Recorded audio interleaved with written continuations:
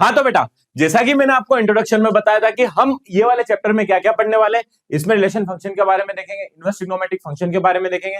आइए बेटा, उसकी थोड़ी सी थ्योरी जो हम लोगों ने देख ली थी, उसके आगे का थोड़ा सा पार्ट हम लोग यहाँ पे देख लेते हैं। तो बेटा देखो, अगर मैं यहाँ पे आपसे बात कर लेता हूं कि रिलेशन फंक्शन के अंदर हमें 3 टाइप के रिलेशंस के बारे में सबसे ज्यादा जानना जरूरी है एग्जाम के पॉइंट ऑफ व्यू से। अगर मैं यहाँ पे सबसे पहले बात कर लेता हूँ सौतुल्य संबंध की, जो कि हमारे पास में बहुत ज्यादा इंपॉर्टेंट है। इसका मतलब क्या होता है? सौतुल्य मतलब शब्द से समझो, शब्द से समझो यानी खुद की इमेज खुद को देखना। मतलब कि यदि किसी समुच्चय ए में कोई संबंध आर इस प्रकार हो कि ए का प्रत्येक अवयव स्वयं आर द्वारा संपादित हो, मतलब आर सौतुल्य संबंध कहलाता है। ठीक है, थ्योरेटिकल समझ में आया? नहीं आया? आ गया तो अच्छी बात है, नहीं आया तो एक एग्जाम्पल के थ्रू पे मैं आपको यहाँ पे समझाते हुए चलता हूं। चलो बेटा देख लेते हैं आप लोग। हम यहाँ पे अगर मेरे पास में कोई सा सेट 1 2 3 है, क्या है बेटा? 1 2 3 है। अगर मेरे पास में एस यहाँ पे क्या दे रखा हुआ है? 1 2 3 दे के रखा हुआ है। तो आर में मेरे पास में हमेशा 1 1 2 2 3 3 रहेगा। तो मैं उसको क्या बोल सकता हूं बेटा? सौतुल्य संबंध बोल सकता हूं। बात समझ में आ गई? सौतुल्य संबंध की हमारे पास में परिभाषा होती है। सम्मित संबंध, किसी समुच्चय ए पे परिभाषित कोई संबंध असम्मित हो तो वो क्या कहलाता है बेटा? सम्मित संबंध कहलाता है। मतलब की क्या होता है बेटा? अगर अगर अगर मेरे पास में यहां पे 1 2 है तो 2 1 भी होना चाहिए। तो मैं क्या बोल सकता हूं बेटा? उसको सम्मित संबंध बोल सकता हूं, जिसको मैं क्या बोल सकता हूं बेटा? यहाँ पे सिमेट्रिक रिलेशन यहाँ पे बोल सकते हैं। और रिफ्लेक्सिव तो मैंने आपको यहाँ पे बता दिया। रिफ्लेक्सिव का मतलब क्या? सेल्फ का रिफ्लेक्शन, मतलब हमको अपने आप को मिरर में देखना, वो क्या कहलाता है बेटा? रिफ्लेक्सिव कहलाता है। मतलब हम अपने आप पे रिफ्लेक्शन को देखते हैं ना बेटा मिरर के अंदर, बस वैसे याद करो। सिमेट्रिक मतलब अगर मैं ये बोल दूं आप और आपका भाई, ठीक है, आप और आपका भाई, या फिर ये बोल दूं कि आपका भाई और आप दोनों क्या हो रहे बेटा? सिमेट्रिक तो हो रहे, दोनों तो भाई भाई हो ही रहे हो ना। तो वही वाली बातचीत हमारे पास में यहाँ पे हो रहे। अब बेटा बात करते हैं संक्रामक संबंध की, मतलब ट्रांजिटिव रिलेशन की। अगर अगर अगर अगर ट्रांजिटिव रिलेशन को हमें यहाँ पे समझना है तो 1 2 अगर मेरे पास में रिलेशन में है तो 2 3 मेरे पास में रिलेशन में है, तो इसके लिए इसके बाद मुझे यहाँ पे संक्रामक संबंध होने के लिए या ट्रांजिटिव रिलेशन होने के लिए मुझे यहाँ पे क्या होना चाहिए? 1 3 भी मिलना चाहिए। तभी मैं ये क्या बोल सकता हूँ बेटा? ये ट्रांजिटिव रिलेशन है। मतलब ये क्या है बेटा? मेरे पास में संक्रामक रिलेशन है। ये वाली बात यहां तक आपको समझ में आई है? चलो बेटा, अगर आपको ये वाली बात समझ में आ गई है तो आगे हम लोग यहाँ पे बढ़ते, और आगे बढ़ने से पहले हम एक चीज यहाँ पे देख लेते बेटा। अगर अगर अगर जैसे प्रश्न के अंदर तो हमसे डायरेक्टली पूछ लेता है कि सौतुल्य संबंध बताओ, सम्मित संबंध बताओ, संक्रामक संबंध बताओ। कोई सा हमारे को सेट दे देगा और रिलेशन दे देगा या रिलेशन बनाने के लिए बोलेगा और बोलेगा कि प्रूफ करो, सिद्ध करो कि सौतुल्य संबंध है, संक्रमित संबंध है, संक्रामक संबंध है। अगर ये तीनों ना देते हुए सीधे सीधे आपसे क्या बोल देगा? तत्तुल्यता संबंध बताओ, यानी इक्विवेलेंस रिलेशन बताओ। ठीक है, इक्विवेलेंस रिलेशन या तत्तुल्यता संबंध बताओ। जब कभी अगर ये सा शब्द आ जाता है ना, तत्तुल्यता संबंध या इक्विवेलेंस रिलेशन, तो उसका मतलब ही यही होता है कि हमें ये तीनों को क्या करना रहता है बेटा? यहाँ पे प्रूफ करना रहता है। मतलब रिफ्लेक्सिव, सिमेट्रिक और ट्रांजिटिव को हमें यहाँ पे क्या करना रहता है बेटा? प्रूफ करना रहता है। तभी हम उसको क्या बोल सकते हैं बेटा? इक्विवेलेंस रिलेशन बोलते हैं। चलो बेटा आगे की तरफ बढ़ते, अगर अगले की तरफ बढ़े तो बेटा ये था हमारे पास में रिलेशन का छोटा सा पॉइंट जो हमारे एग्जाम के पॉइंट ऑफ व्यू से बहुत ज्यादा इंपॉर्टेंट था। अब आ जाते हैं बेटा हमारे पास में क्या बेटा? फंक्शन के लिए। फंक्शन में हमें यहाँ पे 2 तरीके के फंक्शन पढ़ने हैं बेटा, 2 तरीके के यहाँ पे फंक्शन पढ़ने हैं। सबसे पहला पढ़ना है वन वन फंक्शन और दूसरा पढ़ना है बेटा ऑन टू फंक्शन, मतलब एक फलन और आच्छादक फलन। बेटा एक फलन और आच्छादक फलन क्या होते हैं उसको हम लोग अभी समझ लेते हैं, फिर डायग्राम के माध्यम से समझेंगे और फिर क्वेश्चन की तरफ हम लोग यहाँ पे आगे बढ़ेंगे। एक फलन f of x to y अगर एक अथवा एक फलन कहलाता है, एक अथवा एक फलन कहलाता है बेटा। दोनों नाम हमारे पास में यहाँ पे हो सकते हैं, पर इंग्लिश के अंदर उसको वन वन फंक्शन ही हम लोग यहाँ पे बोलते हैं। ठीक है, यदि f के अंतर्गत x के भिन्न अवयव का प्रतिबिंब भी भिन्न होता है, मतलब f ऑफ x बराबर f ऑफ y होता है, तो x बराबर y भी हमारे पास में यहाँ पे होता ही होता है। आच्छादक फलन, फलन f x टू y आच्छादक अथवा आच्छादी फलन के आच्छादी होता है यदि f के अंतर्गत y के प्रत्येक अवयव x से किसी न किसी अवयव के प्रतिबिंब होता है, तो प्रत्येक अर्थात प्रत्येक y बिलोंग्स टू y के लिए x में एक ऐसा अवयव x का अस्तित्व है, मतलब f of x equal to y, अर्थात f ऑफ का परिसर f ऑफ का सहप्रांत होता है। समझ में आया? नहीं आया? क्यों टेंशन ले रहे हो? हमने सिर्फ डेफिनेशन देखी है बेटा, अभी हम इसका प्रैक्टिकली भी देखेंगे, इसका डायग्राम भी देखेंगे ताकि हमें यहाँ पे समझ में आ जाए। सेम केस हमारे पास में वन वन और ऑन टू के लिए था। वन वन के लिए x इक्वल टू y होना चाहिए और ऑन टू के लिए range of y equal to codomain of f हमारे पास में यहाँ पे होना चाहिए। चलो बेटा नहीं समझ में आ रहा ना, कोई दिक्कत नहीं, डायग्राम से समझ लेते हैं, 2 सेकंड लगेगा, सिर्फ सिर्फ 2 सेकंड लगेगा, ठीक है। देखो बेटा, ये 2 डायग्राम है, 2 डायग्राम से आप अच्छे तरीके से यहाँ पे समझ जाओगे। बेटा अगर मैं यहाँ पे 1 1 की बात कर लेता हूं, तो 1 1 के अंदर अगर मेरे पास में ये डोमेन है, और ये क्या है बेटा, मेरे पास में को डोमेन है, क्या है बेटा, ये मेरे पास में डोमेन है, और ये मेरे पास में क्या है बेटा, को डोमेन है, ठीक है, को डोमेन है, ठीक है। डोमेन के जितने एलिमेंट्स, अगर वो किसी ना किसी एलिमेंट्स के साथ में, को डोमेन के साथ में एक रिलेशन स्टेब्लिश कर रहे हैं, अगर मैं यहां से लेके यहां तक एफ ऑफ एक्स के लिए यहाँ पे बातचीत कर रहा हूं, किसी फंक्शन, किसी फलन के थ्रू पे अगर यहाँ पे कोई एक रिलेशन स्टेब्लिश कर रहे हैं, और डोमेन के सारे एलिमेंट, डोमेन के क्या बेटा, सारे एलिमेंट किसी ना किसी एलिमेंट के साथ में यहाँ पे कनेक्टेड हो रहे हैं, तो वो क्या कहलाते हैं बेटा, 1 1 फंक्शन कहलाते हैं, ठीक है बेटा, एक एक ही फलन कहलाते हैं। इसमें बहुत सारे और रहते हैं बेटा, इंजेक्टिव के अंदर भी रहते हैं, जैसे कि मैनी वन रहता है, 1 टू मैनी रहता है, क्या मैनी वन रहता है, ठीक है, 1 1 रहता है, वो हमें इतना इन डेप्थ में नहीं जाना, हमें सिर्फ एक बेसिक डेफिनेशन यहाँ पे जाननी है कि 1 1 एक्चुअली में होता क्या है, कि डोमेन के जितने एलिमेंट्स हमारे पास में है, वो को डोमेन के साथ में किसी एक रिलेशन के साथ में यहाँ पे बने हो। बट बेटा को डोमेन के जितने एलिमेंट्स हमारे पास में यहाँ पे है, जरूरी नहीं कि उनका रिलेशन यहाँ के किसी न किसी इसके साथ में हो, ये नहीं है, और यहाँ पे को डोमेन के सारे एलिमेंट का रिलेशन होना चाहिए, तो हम क्या बोल सकते हैं बेटा, वो 1 1 फंक्शन है। बात समझ में आई है, चलो बहुत बढ़िया, बहुत शानदार।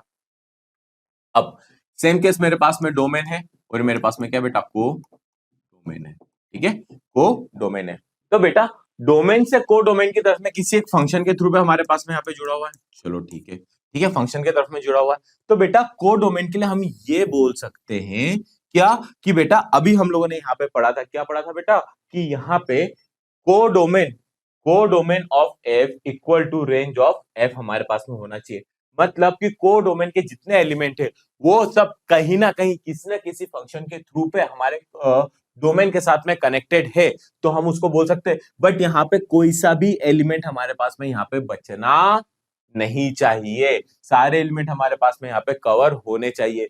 ये हमारे पास में ऑन टू नहीं है बेटा, ये हमारा ऑन टू नहीं है, बट ये हमारे पास में क्या बेटा, ये ऑन टू है, तो ये क्या कहला जाएगा बेटा, ये हमारे पास में कहला जाएगा ऑन टू फंक्शन। क्यों, क्योंकि बेटा को डोमेन बराबर रेंज, मतलब हमारे पास में डोमेन का जो भी आंसर आ रहा है, जो को डोमेन के अंदर अवेलेबल है, तो वो सब क्या कहलाते हैं बेटा, हमारे पास में को डोमेन के अंदर कहलाते हैं। चले बेटा आगे की तरफ बढ़ते, हालांकि इसकी इतनी कोई खास थ्योरी नहीं है, हमें बस जितना छोटा समझना था वो चीज हम लोगों ने यहाँ पे समझ ली है। हाँ एक चीज और बेटा, कि आने वाला जो चैप्टर है बेटा, इनवर्स ट्रिग्नोमेट्रिक फंक्शन, ठीक है, यानी आईटीएफ के लिए अगर किसी फंक्शन का इनवर्स अगर हमें यहाँ पे निकालना है, तो 1 1 और ऑन टू होना चाहिए, ठीक है बेटा, 1 1 और ऑन टू होना चाहिए, तभी हम उसका क्या निकाल सकते हैं बेटा, इनवर्स निकाल सकते हैं, ठीक है। तो ये चीज को आपको यहाँ पे ध्यान रखना है, जब इनवर्स की बातचीत आएगी ना, तो 1 1 और ऑन टू के बारे में हम लोग थोड़ा सा और रिसर्च के अंदर देखेंगे, समझेंगे कि हमारे पास में क्या होता है। हालांकि ऐसी कोई सी बड़ी बात नहीं है बेटा 1 1 ऑन टू के लिए, कि जैसे आप साइन एक्स के लिए देखिए, सपोज करो एक साइन एक्स के लिए मैं आपको यहाँ पे ग्राफ बनाता हूँ और फिर आपको समझाता हूँ, ताकि क्या होता है इनवर्स के लिए,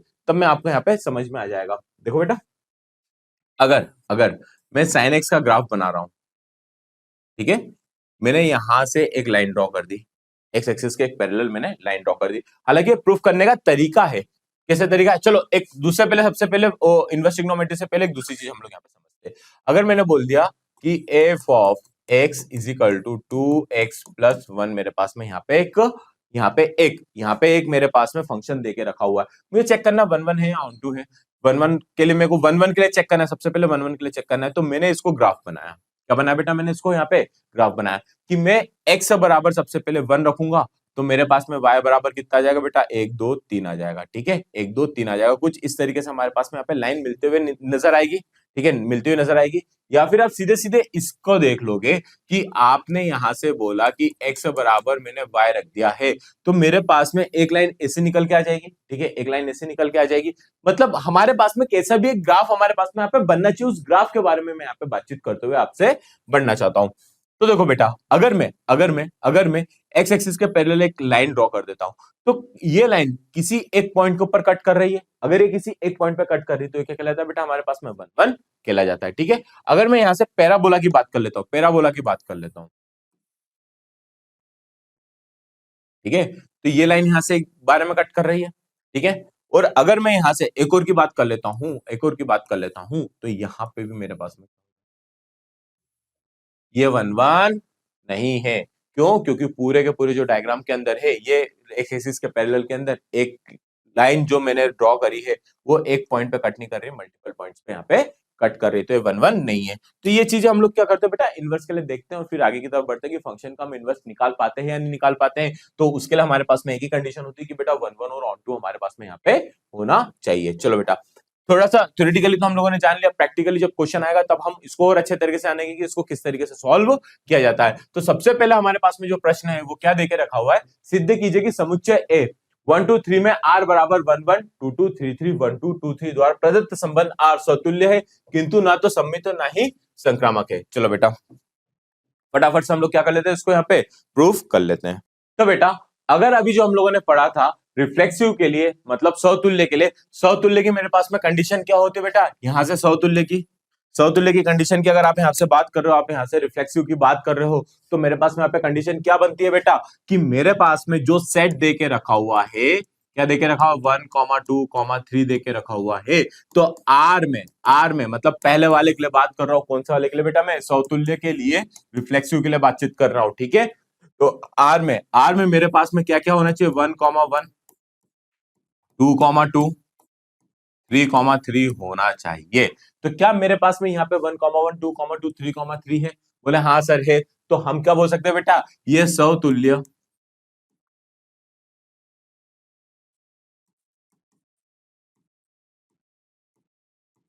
तुल्य है। बात समझ में आई है, बोले हाँ सर समझ में आ गई कि ये समतुल्य है। चलो बेटा अगर ये समझ में आ गया है तो दूसरे के लिए मैं क्या लूंगा बेटा, दूसरा मेरे से क्या मांग रहा है बेटा, सममित के लिए बोल रहा है, ठीक है, सिमेट्रिक के लिए बोल रहा है। सिमेट्रिक की कंडीशन क्या होती है बेटा, सिमेट्रिक की चलो कंडीशन लिख देते हैं, यहाँ पे कंडीशन लिख देते ताकि आपको याद भी हो जाएगी। आर अगर मेरे पास में, आर के अंदर मेरे पास में क्या होना चाहिए, एक्स एक्स वाई जेड या फिर एक की लिखते हैं बेटा। ये मेरे पास में रिलेशन में एक्स मेरे पास में होना चाहिए, जबकि एक्स बिलोंग्स टू आर होना चाहिए, ठीक है, एक्स बिलोंग्स टू आर होना चाहिए। और अगर मैं सममित के लिए बात कर लेता हूं या फिर मैं सिमेट्रिक के लिए बात कर लेता हूं, तो आर के अंदर क्या होना चाहिए बेटा, एक्स वाई अगर आर में है, बिलोंग्स टू आर है, ठीक है, बिलोंग्स टू आर है, तो वाई एक्स भी मेरे पास में बिलोंग्स टू आर होना चाहिए, रिलेशन के अंदर होना चाहिए। और एक्स और वाई काय में होना चाहिए बेटा, मेरे पास में यहाँ पे सेट में होना चाहिए। तो क्या आप यहाँ पे देखो कि मेरे पास में 1 1 तो 1 1, चलो ये थिंग तो है, 1 2 मेरे को यहाँ पे देके रखा हुआ है। क्या इस रिलेशन के अंदर, क्या इस रिलेशन यानी आर के अंदर, संबंध के अंदर 2 1 है, 2 1 मेरे को यहाँ पे देके रखा हुआ है, 2 1 देके रखा हुआ है, बोले सर नहीं देके रखा हुआ है। तो बेटा ये क्या मेरे पास में सिमेट्रिक होगा क्या, बोले सर बिल्कुल नहीं होने वाला है, ठीक है, बात समझ में आ गई है। चलो बेटा 2 3 देके रखा हो तो क्या 3 2 है क्या, बोले सर नहीं है, तो ये कहां से हो जाएगा सम्मित, संक्रामक। अब बेटा संक्रामक की अगर मैं यहाँ पे बातचीत कर लेता हूं कि अगर मेरे पास में A comma B belongs to R है, B comma C belongs to R है, तो A comma C also belongs to R होना चाहिए। क्या ए कॉमा बी अगर आर में है, बी कॉमा सी आर में है, तो सततः कंडीशन के अंदर ए कॉमा सी भी मेरे पास में आर में होना चाहिए। चलो बेटा अब हम लोग यहाँ पे थोड़ा सा देख लेते हैं। चलो 1 2 2 3 है, तो क्या मेरे पास में 1 3 दिखाई दे रहा है क्या, बोले सर बिल्कुल नहीं दिखाई दे रहा है, कहां से हो जाएगा। चलिए बात, अगर मेरे पास में 1 2 और 1 2 है, तो ये इतना हमारे पास में इतना नहीं है, हमने तो सिर्फ इससे चेक करके बता दिया कि भाई साहब 1 2 2 3 है, पर लेकिन 1 3 अवेलेबल नहीं है, तो हम सीधे सीधे क्या बोल सकते हैं बेटा, ये ट्रांजिटिव नहीं है, मतलब संक्रामक हमारे पास में यहाँ पे नहीं है। बात समझ में आई है। तो आई होप आपको ये क्वेश्चन और उसका एक्सप्लेनेशन यहाँ पे अच्छे तरीके से समझ में आ गया होगा। चलिए बेटा अगले क्वेश्चन की तरफ चलते, तो अगला क्वेश्चन मुझे यहाँ पे क्या देके रखा हुआ है, दर्शाइए फलन F of R to R जिसे एफ ऑफ एक्स स्क्वायर द्वारा रूप में प्रदर्शित किया गया है, ना तो एकेकी और ना ही आच्छादक है। चलो बेटा, show that the function F of R belongs to R defined as F of X equal to X square neither 1 1 nor onto. बेटा जिन जिन बच्चों को 1 1 और ऑन टू की डेफिनेशन में कहीं ना कहीं तकलीफ हो रही थी बेटा, वो यहाँ पे ग्राफ के थ्रू और साथ ही साथ के अंदर तो क्या जो हमारे पास में प्रैक्टिकली उसके थ्रू भी आप लोग यहाँ पे समझ जाओगे। चलो बेटा फटाफट से इसको भी हम लोग क्या कर लेते हैं, यहाँ पे सॉल्व कर लेते हैं। तो बेटा 1 1 के लिए हम लोग यहाँ पे क्या करते हैं बेटा, सबसे पहले जो हमारे पास में कंडीशन रहती है बेटा 1 1 के लिए, वो हमारे पास में यहाँ पे क्या रहती है, यहाँ पे अगर आप लोगों ने ध्यान से देख रखा होगा कि F of x1 equal to F of x2 हम लोग यहाँ पे रखते हैं और फिर वैल्यू पुट अप करके हम लोग यहाँ पे चेक करते हैं। अगर मैं यहाँ पे 1 1 के लिए चेक कर रहा हूँ, क्या के लिए चेक करो बेटा, 1 1 के लिए चेक कर रहा हूं, मैंने बोल दिया F of x1 equal to F of x2 मेरे पास में यहाँ पे दोनों फंक्शन क्या होना चाहिए। चलो F of x equal to क्या दे रखा है, ये दे रखा है, तो x1 का स्क्वायर इजिकल टू x2 का स्क्वायर देके रखा हुआ है। अगर मैं x1 का स्क्वायर माइनस x2 का स्क्वायर इजिकल टू 0 कर दूं, कोई दिक्कत है क्या, यानी x1 minus x2 x1 plus x2 is equal to क्या हो जाएगा बेटा, 0 हो जाएगा। तो x1 minus x2 is equal to एक तो 0 हो जाएगा और x1 plus x2 is equal to ये भी क्या हो जाएगा बेटा, 0 हो जाएगा। यहां तक की बात आपको क्लियर समझ में आई है। तो एक बात बताना 1 1 के लिए जब ये दोनों बराबर होते हैं तो x1 इजिकल टू x2 होना चाहिए कि नहीं होना चाहिए।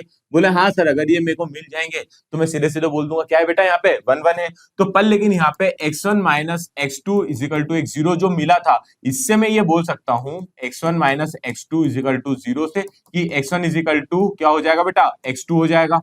बात समझ में आई कि नहीं, बोले हाँ सर समझ में आ गई। और अगर मैं यहाँ पे x1 plus x2 is equal to 0 बोल रहा हूं तो x1 equal to minus of x2 बोल रहा हूं, तो आप बताओ x1 के मेरे पास में कितनी वैल्यू निकली, यहाँ पे 2 वैल्यू निकली। और 1 1 के लिए क्या था बेटा, हर एक का एक के साथ में क्या होना चाहिए बेटा, यहाँ पे संबंध होना चाहिए। तो ये तो 1 1 तो कहीं से कहीं तक है ही नहीं, यानी 1 1 हमारे पास में है ही नहीं, एक एक हमारे पास में है ही नहीं। अब निकालते बेटा आच्छादक। बेटा आच्छादक निकालने के लिए अब हम लोग यहाँ पे क्या करते हैं बेटा, देखो कि यहाँ पे हम लोग आच्छादक चेक करने के लिए, मतलब ऑन टू चेक करने के लिए हम लोग क्या करते हैं बेटा, यहाँ पे F of X equal to क्या रखते हैं बेटा, यहाँ पे वाई रखते हैं। ठीक है, F of X equal to क्या रखते हैं बेटा, यहाँ पे वाई रखते हैं। एफ और एक्स की वैल्यू मेरे पास में यहाँ पे क्या देके रखी बेटा, एक्स स्क्वायर देके रखी, तो ये क्या हो जाएगा वाई, तो x equal to plus minus root of y देके रखी हुई है। चलो बेटा यहां तक कि आपको ये बात समझ में आई कि नहीं है, बोले हाँ सर समझ में आ गई है। और बेटा अगर आप देख रहे हो बेटा, ये रियल नंबर से रियल नंबर तक के लिए बातचीत में की जा रही है, और बेटा यहाँ पे हमारे पास में रैशनल नंबर्स भी आ रहे हैं, जो कि हमारे पास में इमेजिनरी नंबर्स को भी क्या कर रहे हैं बेटा, यहाँ पे डिफाइन करते हुए चल रहे हैं। तो अगर ये चीज मेरे पास में निकल के आ रही है तो बेटा अब जैसे मेरे पास में x की वैल्यू निकल के आई है ना, ये x की वैल्यू में एफ ऑफ यहां पे रख दूंगा x के अंदर में, तो ये क्या हो जाएगा बेटा, एक्स स्क्वायर है, तो ये क्या हो जाएगा बेटा, मेरे पास में यहाँ पे भी रूट ऑफ y का क्या हो जाएगा बेटा, स्क्वायर हो जाएगा। और बेटा ये रूट यानी मेरे पास में यहाँ से y की value greater than equal to 0 होना चाहिए। क्यों बेटा, क्योंकि मुझे यहाँ पे रियल नंबर के लिए देके रखी हुई है, पर ये कहीं ना कहीं मुझे यहाँ पे क्या दे रहा है बेटा, निगेटिव वाली वैल्यू भी दे रहा है, तो मतलब ये क्या हो जाएगा बेटा, ऑन टू नहीं होगा। चलो एक और दूसरे तरीके से समझते हैं कि बेटा ये मेरे पास में क्या बेटा, यहां से आप एक चीज समझो, यहाँ पे मेरे पास में ये क्या देके रखा हुआ है बेटा, ये पैराबोला है y equal to X square का। चलो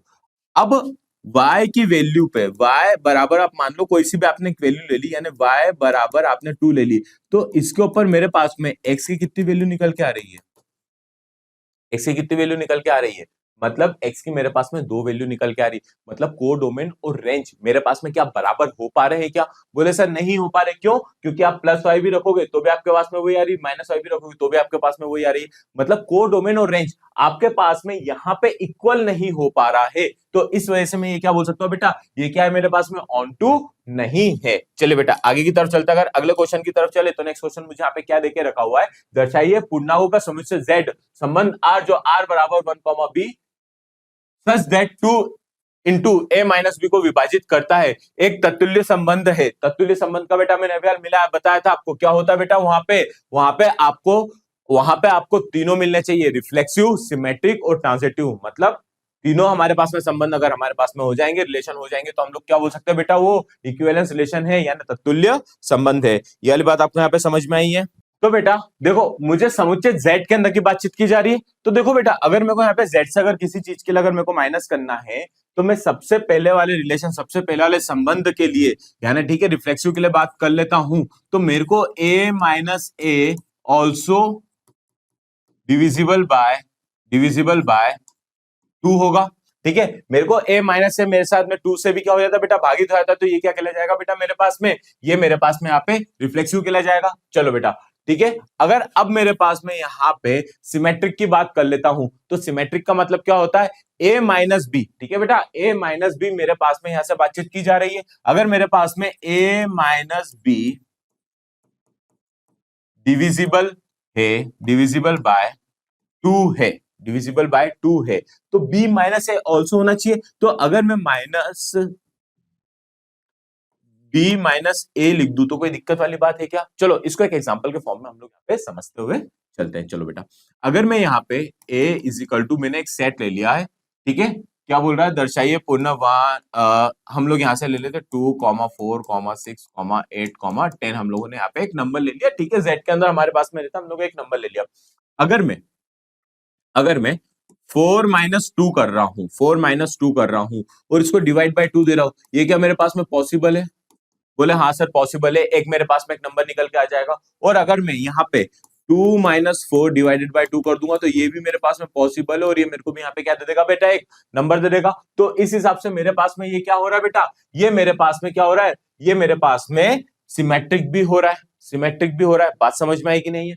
चलो बेटा, और अगर मैं यहाँ पे थर्ड वाले के लिए बातचीत कर लेता हूं, थर्ड वाले के लिए बातचीत कर लेता हूं कि अगर मेरे पास में a माइनस बी, ठीक है, डिविजिबल बाय 2 है, b minus C b divisible by 2 है, तो इसका मतलब क्या हो जाएगा? चलो बेटा एक एग्जांपल के तौर पे यहाँ पे इसको भी समझते हैं कि देखो बेटा, अगर मैं यहां से बोल रहा हूं कि 4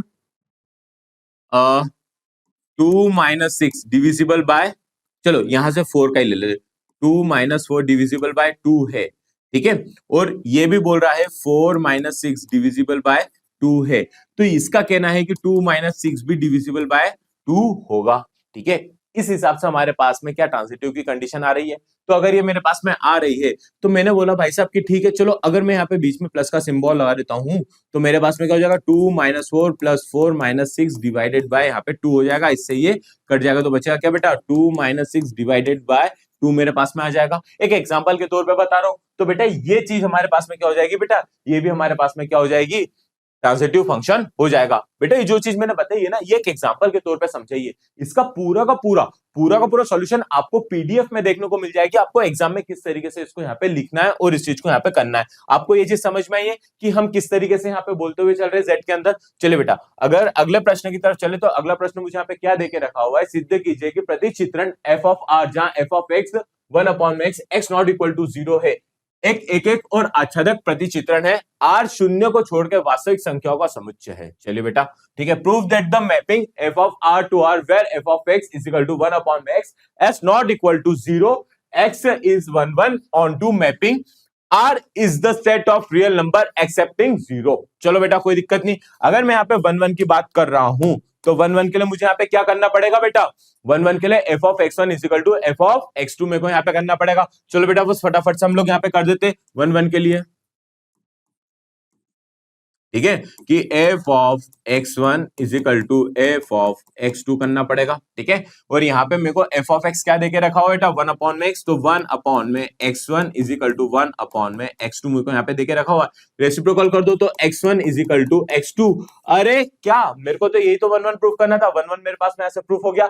चलिए बेटा अब मैं यहाँ पे आपको ऑन 2 के लिए यहाँ पे बताता हूँ। बेटा ऑन 2 के लिए हमारे को यहाँ पे कंडीशन जो देके रखी हुई है वो क्या देके रखी हुई है कि F of X is equal to मुझे क्या रखना है बेटा, यहाँ पे y रखना है। ठीक है, जो आपको एक्स स्क्वायर में थोड़ी सी दिक्कत आ रही थी ना बेटा, वो यहीं पे क्लियर हो जाएगी, यहीं पे क्लियर हो जाएगी। थोड़ा सा बस पेशेंस रखा करो कि क्वेश्चंस अगर एक नहीं आ रहा है तो दूसरे क्वेश्चंस के अंदर सेम अगर कंसेप्ट है तो आपको वो चीज समझ में आ जाएगी। चलो बेटा एफ ऑफ एक्स अगर मेरे पास में है तो मैंने यहाँ पे क्या बोला कि यहाँ पे एफ ऑफ एक्स की जगह पे 1/में x रखा, तो ये कितना हो जाएगा बेटा y, और अगर मैं x की वैल्यू कर रहा हूं तो 1/में y मेरे पास में यहाँ पे निकल के आ जाएगा।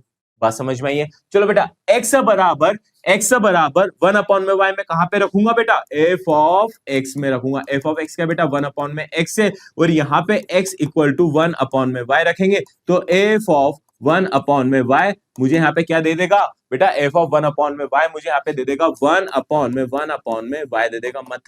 मतलब कि ये मेरे को यहाँ पे क्या दे देगा बेटा? y दे देगा। तो आप देख रहे हो कि अगर मैं इसको यानी इसके फंक्शन को यहाँ पे इस तरीके से ये रख रहा हूं, और ये 1/y क्या बेटा? यहाँ पे सीधे सीधे मेरे पास में x है, तो सीधे सीधे मैं बोल सकता हूँ कि f of x is equal to क्या हो रहा है बेटा? मेरे पास में यहाँ पे y हो रहा है। मतलब कि अगर मेरे को यहाँ पे मेरे पास में क्या हो रहा है बेटा? जो कोडोमेन और रेंज है वो दोनों क्या आ रही है? यहाँ पे बराबर आ रही। कुछ प्लस माइनस का दिक्कत है क्या? वहां पे हम लोगों ने जो देखा था उसके हिसाब से हमारे पास में वहां पे दिक्कत हो रही थी, तो यहाँ पे क्या हो जाएगा बेटा? ये ऑन टू हो जाएगा। चलो बेटा वाला क्वेश्चन का एक बार ऑन टू और समझा देता हूं, क्योंकि मुझे पता है कि आपको उसके ऑन टू में यहाँ पे दिक्कत आई होगी। चलो अगर मेरे पास में अगर वो वाला क्वेश्चन है वापस से, तो चलो ऑन टू के लिए मैं यहाँ पे क्या कर रहा हूँ बेटा? ऑन टू के लिए यहाँ पे जो चीज मैं यहाँ पे देख रहा हूँ, सबसे पहले F of X equal to मुझे क्या रखना है? यहाँ पे वाई रखना है। चलो बेटा वाई रख देते हैं, y रख देते हैं। एफ ऑफ एक्स क्या है बेटा? मेरे पास में एक्स स्क्वायर है इजिकल टू वाई, तो x इजिकल टू क्या हो जाएगा? रूट ऑफ y हो जाएगा। बात समझ में आई कि नहीं है? बोले हाँ सर समझ में आ गई। अब x की यहाँ पे अब ये मेरे पास में x का कोडोमेन निकला प्लस माइनस का, ठीक है? प्लस माइनस का मेरे पास में यहाँ पे कोडोमेन निकल गया। चलो अब मैं यहां से बोल रहा हूँ कि एफ ऑफ एक्स जो कि मेरे पास में एक्स स्क्वायर है, x इजिकल टू मैं यहाँ पे रूट ऑफ y रख देता हूँ। क्या रख देता हूँ बेटा? रूट ऑफ y रख देता हूँ। तो अगर जैसे ही मैंने F of root of y रखा, तो मेरे पास में क्या हो जाएगा? रूट ऑफ y का स्क्वायर हो जाएगा। तो ये क्या हो जाएगा बेटा? मेरे पास में यहाँ से y निकल के आ जाएगा, और रूट ऑफ y मेरे पास में यहाँ पे क्या हो जाएगा बेटा? एफ ऑफ एक्स हो जाएगा, ठीक है? एफ ऑफ एक्स हो जाएगा। अब एफ ऑफ एक्स के अंदर आप ये देख रहे हो कि मेरे पास में यहाँ पे तो कोडोमेन के अंदर माइनस वाला भी है। अगर मैं यहाँ पे माइनस वाली वैल्यू पुटअप भी कर देता हूँ कि x बराबर minus of root of y कर देता हूँ, तो F of x equal to भी मेरे को क्या मिल रहा है? y मिल रहा है। मतलब कि यहाँ पे कोडोमेन और रेंज मेरे पास में क्या इक्वल हो पा रही है? क्या नहीं हो पा रही? मतलब ये मेरे पास में कोडोमेन निकला, और ये मेरे पास में क्या निकली बेटा? इसकी रेंज निकली। तो क्या ये दोनों मेरे पास में बराबर हो पा रहे हैं क्या? बोले सर नहीं हो पा रहे। जब कोडोमेन और रेंज मेरे पास में यहाँ पे बराबर नहीं हो पा रहे हैं, तो ये क्या हो जाएगा बेटा? ऑन टू नहीं होगा। चलो ये वाला क्वेश्चन भी हम लोगों ने कर लिया। अब अगले क्वेश्चन की तरफ चलते हैं। सिद्ध कीजिए नीचे दिए गए परिभाषित फलन F of N to N, ठीक है? एक की 1 1 या अच्छा देखिए, ठीक है? 1 1 और ऑन टू है। यहाँ पे x प्लस 1, x क्या है मेरे पास में? यहाँ पे ऑड है। मतलब यहाँ पे क्या है बेटा? ये x मेरे पास में यहाँ पे विषम है। क्या है बेटा मेरे पास में यहाँ पे? ये विषम है। और ये क्या बेटा मेरे पास में यहाँ पे? सम है। यह वाली बात आपको यहाँ तक में समझ में आई है? चलो बेटा अब अगर मेरे पास में विषम और सम वाला केस आ गया है, तो इसको कैसे सॉल्व करेंगे हम लोग यहाँ पे? चलो बेटा इसका मैं 1 1 निकाल के आपको यहाँ पे बताता हूँ। देखो बेटा जब मुझे बराबर करना है 1 1 के लिए, तो मैं यहाँ पे क्या बोलता हूँ? F of x1 equal to F of x2 होगा, ठीक है? F of x1 equal to क्या होगा बेटा? एफ ऑफ x2 होगा। जहां पे मैंने कंडीशन ले ली, मैंने यहाँ पे दो कंडीशन, तीन चार कंडीशन हमारे पास में रहेगी, बट लेकिन हम सबसे पहले देखते हुए चलेंगे कि मेरे पास में यहाँ पे या तो मैं इवन ले लूं दोनों नंबर्स को, ठीक है? दोनों नंबर्स को मैं क्या ले लूंगा बेटा? सम संख्या ले लूंगा। या फिर दोनों नंबर्स को मैं क्या ले लूंगा बेटा? ऑड ले लूंगा, यानी विषम संख्या ले लूंगा दोनों नंबर्स को। या फिर मैं एक को इवन और एक को ऑड ले लूंगा, ठीक है? एक को इवन एक को ऑड ले लूंगा, या फिर मैं पहले वाले को और दूसरे वाले को इवन ले लूंगा। ऐसे हमारे पास में तीन चार केसेस हम लोग बना सकते हैं, बट लेकिन सबसे पहले मैंने क्या ले लिया बेटा? Both even. दोनों संख्याएं मेरे पास में क्या होनी चाहिए बेटा? यहाँ पे सम होनी चाहिए, x1 और x2, ठीक है? अगर दोनों संख्या मेरे पास में सम है, तो ये मैं बोल सकता हूँ कि x1 minus 1 is equal to x2 minus 1 मेरे पास में रहेगा। तो ये क्या हो जाएगा बेटा? x1 is equal to x2 रहेगा। सम के अंदर तो मेरे पास में हो रही है। चलो बेटा अब मैं यहाँ पे विषम के लिए बात कर लेता हूँ, दोनों के लिए ऑड के लिए बात कर लेता हूँ, तो F of x1 equal to F of x2 ले रहा हूं। अगर मैं यहाँ पे दोनों ऑड ले रहा हूं, तो x1 plus 1 is equal to x2 plus 1 हो जाएगा। तो x1 इजिकल टू x2 यहाँ पे भी हो जाएगा। अरे होगा कि नहीं होगा? बोले हाँ सर हो जाएगा। चलो बहुत बढ़िया, बहुत शानदार। अब मैं एक ले रहा हूं इवन और एक ले रहा हूं मैं क्या बेटा? ऑड, ठीक है? एक इवन और एक ऑड ले रहा हूं। अगर मैं यहाँ पे एफ ऑफ x1 यानी x1 को मैं इवन ले रहा हूं और x2 को मैं क्या ले रहा हूं बेटा, ऑड ले रहा हूं। ठीक है, x2 को क्या ले रहा हूं बेटा, यहाँ पे ऑड ले रहा हूं। चलो, अगर मैं इवन ले रहा हूं तो यहां से मेरे पास में क्या हो जाएगा, x minus one is equal to odd के लिए क्या हो जाएगा बेटा, x प्लस वन हो जाएगा। चलो, x1 ये x2, ठीक है, x1 minus x2 is equal to मेरे पास में क्या आ रहा है बेटा, 2 आ रहा है। ठीक है, x1 माइनस x2 मेरे पास में क्या आ रहा है बेटा, 2 आ रहा है। Even minus odd is equal to क्या आ रहा है बेटा, मेरे पास में यहाँ पे 2 आ रहा है। और अब देखो यहाँ पे, अब देखो यहाँ पे, एक मैं ले रहा हूं ऑड और फिर ले रहा हूं मैं बेटा क्या, ऑड। मेरे पास में यहाँ पे क्या दे रखा है, x प्लस वन, यानी x1 plus one is equal to x2 minus one.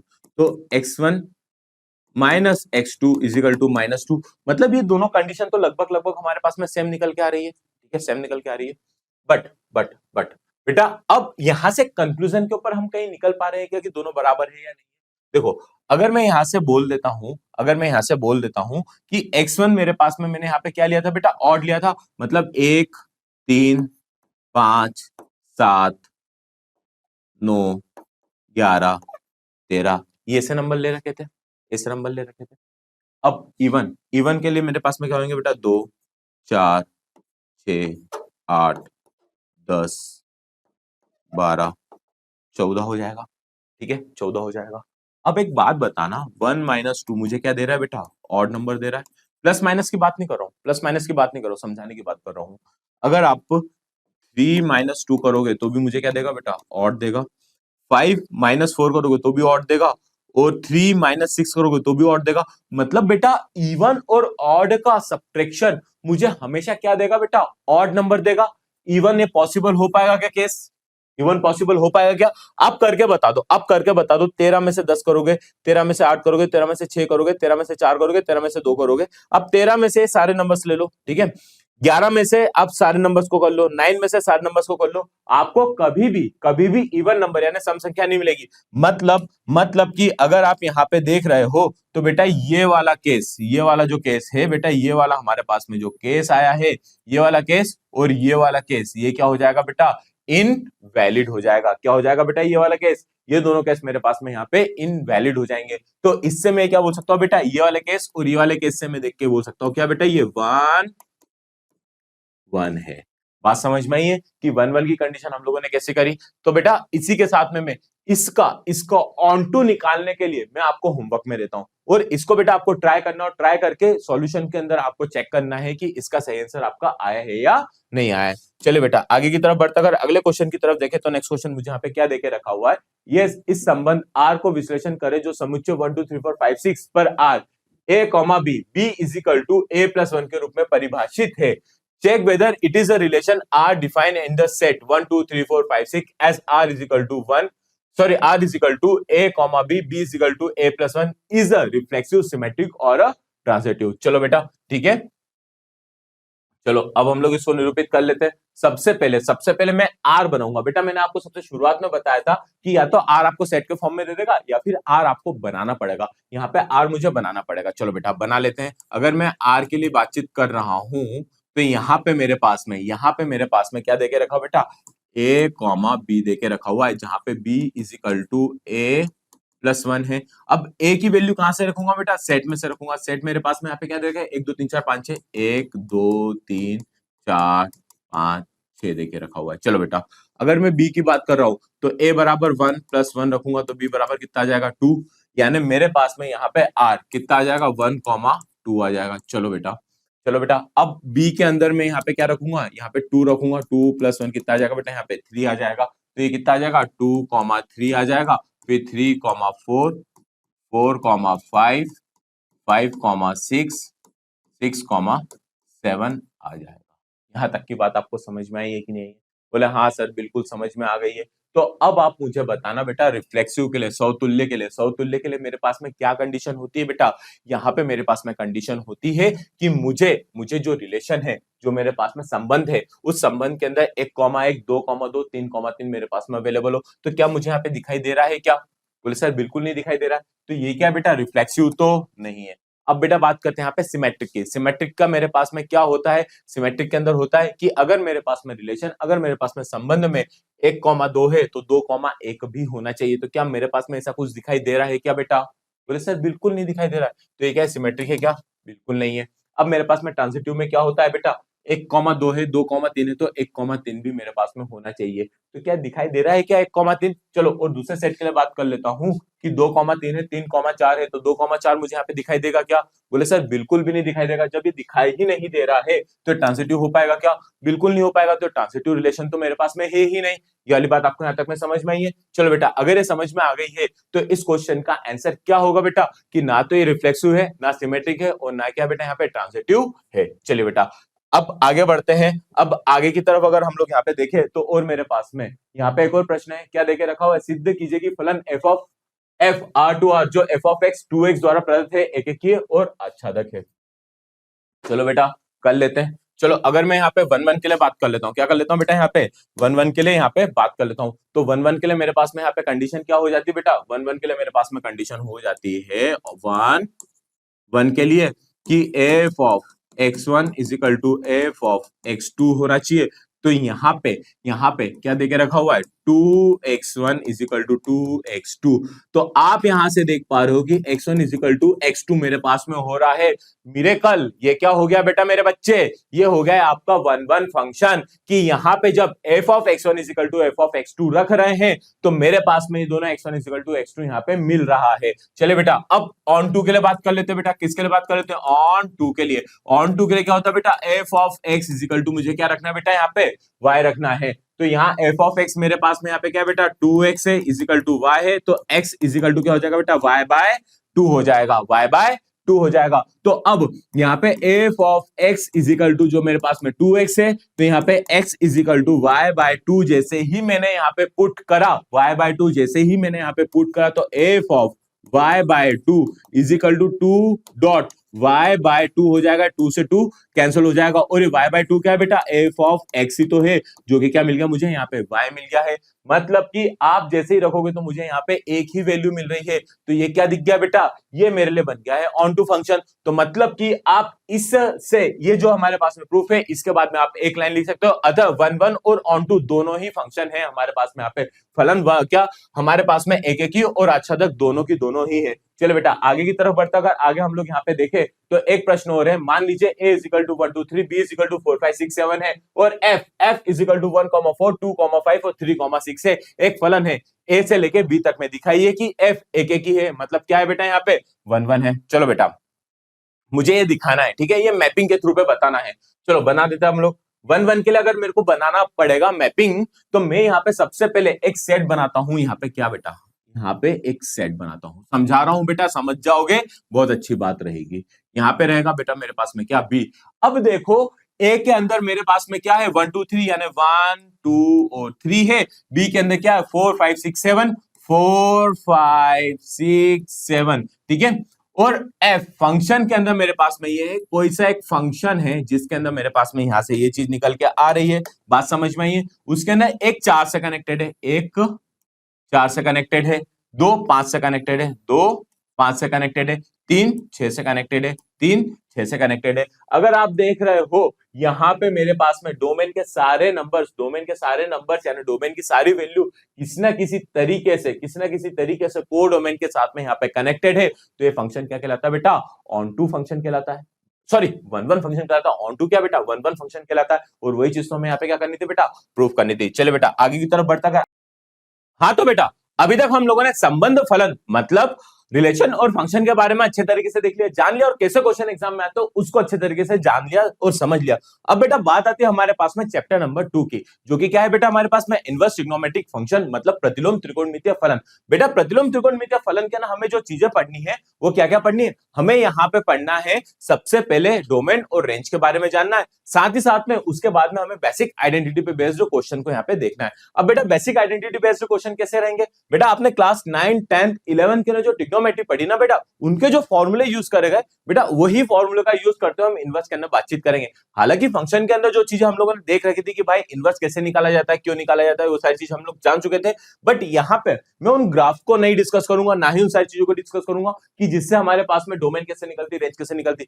हम यहाँ पे डोमेन और रेंज के बारे में देख लेते हैं और फिर उसके बाद में हम लोग क्या करेंगे बेटा, इसको आगे की तरफ प्रोसीड कर देंगे, जिससे कि हमारे एग्जाम के लिए जो इंपॉर्टेंट कंटेंट है वो सारी चीज आपके पास में अवेलेबल हो जाए। तो बेटा ग्राफ तो नहीं बता रहा मैं, पर यहाँ पे डोमेन और रेंज का जो चार्ट है बेटा वो चीज आपको यहाँ पे बताते हुए चल रहा हूँ कि साइन इनवर्स की डोमेन क्या होती है बेटा, -1 से लेके 1 तक। अगर रेंज की बात करूंगा -π/2 से लेके हमारे पास में π/2 होती है। Same case cos, cosec, sec, tan और कॉट के लिए हमारे पास में रहती है। और बेटा sine of sine inverse x, बेटा ये एक्स कब होता है, जब ये वैल्यू -1 से लेके 1 के बीच में अवेलेबल हो। ये वाली बात आपको यहाँ पे समझ में आई है। तो सेम केस हमारे साथ में ये सब रहता है। हालांकि ये इतना इंपॉर्टेंट नहीं है, जब डोमेन और रेंज के लिए हमारे पास में बातचीत आएगी ना, तब इसको और अच्छे तरीके से हम लोग यहाँ पे समझेंगे। तो बेटा अब कुछ बेसिक ट्रिग्नोमेट्रिक फंक्शनैलिटी रहती है जो कि हमें यहाँ पे देखना रहता है। सेल्फ एडजेसेंट प्रॉपर्टी जिसको हम लोग बोलते हैं, सहतुल्य प्रॉपर्टी हम लोग जिसके बातचीत करते हैं कि साइन ऑफ -x हमारे पास में क्या था, माइनस ऑफ साइन x हमारे पास में यहाँ पे अवेलेबल रहता है। सेम केस हमारे पास में सेक, कॉट और कॉस के लिए रहता है, कॉसेक और टेन के लिए रहता है। टेन के अंदर भी माइनस रहता है, कॉसेक के लिए भी माइनस रहता है। बट लेकिन बेटा जब कॉस के लिए आता है तब ये क्या बोलते हैं, pi minus of cos inverse x हो जाता है। यहां तक की बात समझ में आई है। कॉट के लिए भी सेम केस होता है, सेक के लिए भी मेरे पास में यहाँ पे सेम केस हो जाता है। लेकिन कब होता है आप टेंशन मत लो, मैं आपको सारी चीज बताऊंगा। ये सारे डोमेन के लिए हमारे पास में अवेलेबल रहती है। कुछ कुछ डोमेन के लिए हमारे पास में वैल्यू चेंज हो जाती है। कहां चेंज होगी, कैसे चेंज होगी, वो क्वेश्चन के माध्यम से हम लोग यहाँ पे समझते हुए चलेंगे। अब बेटा कुछ फॉर्मूले हैं जो आपको याद रखने जरूरी है। कैसे वाले बेटा, कि अगर sine inverse x plus cos inverse x is equal to क्या होता है बेटा, मेरे पास में यहाँ पे π/2 होता है। चलो बेटा ये π/2 कैसे होता है इसके बारे में भी हम लोग यहाँ पे जान लेते हैं। चलो देखो, अगर मैं यहाँ पे बोल देता हूँ sine inverse x plus cos inverse x is equal to मेरे पास में π/2 है, तो बेटा ये प्रूफ करने के लिए आपको एग्जाम में पूछा जा सकता है। ठीक है, क्या किया जा सकता है बेटा, यहाँ पे इसको पूछा जा सकता है। तो सबसे पहले मैं इसी को यहाँ पे इसको प्रूफ करके बताऊंगा और बाकी ये जो दो प्रूफ है ये आपको ट्राई करने। ठीक है बेटा, आपको ट्राई करने। अगर मैं यहाँ पे सबसे पहले sine inverse x plus cos inverse x is equal to क्या बोल सकता हूं बेटा, π/2 बोल सकता हूं। ठीक है, ये वाली बात आपको यहां तक में समझ में आ गई है। चलो बेटा अगर ये समझ में आ गई है तो अब इसके बाद हम लोग क्या करेंगे इसमें बेटा, सबसे पहले मैंने यहाँ पे करा किया बेटा कि साइन इनवर्स एक्स को इज इक्वल टू थीटा ले लिया। ठीक है, तो एक्स इज इक्वल टू क्या हो जाएगा बेटा, यहां से साइन थीटा हो जाएगा। बोले हाँ सर बिल्कुल हो जाएगा। चलो यहां तक की बात आपको क्लियर समझ में आई।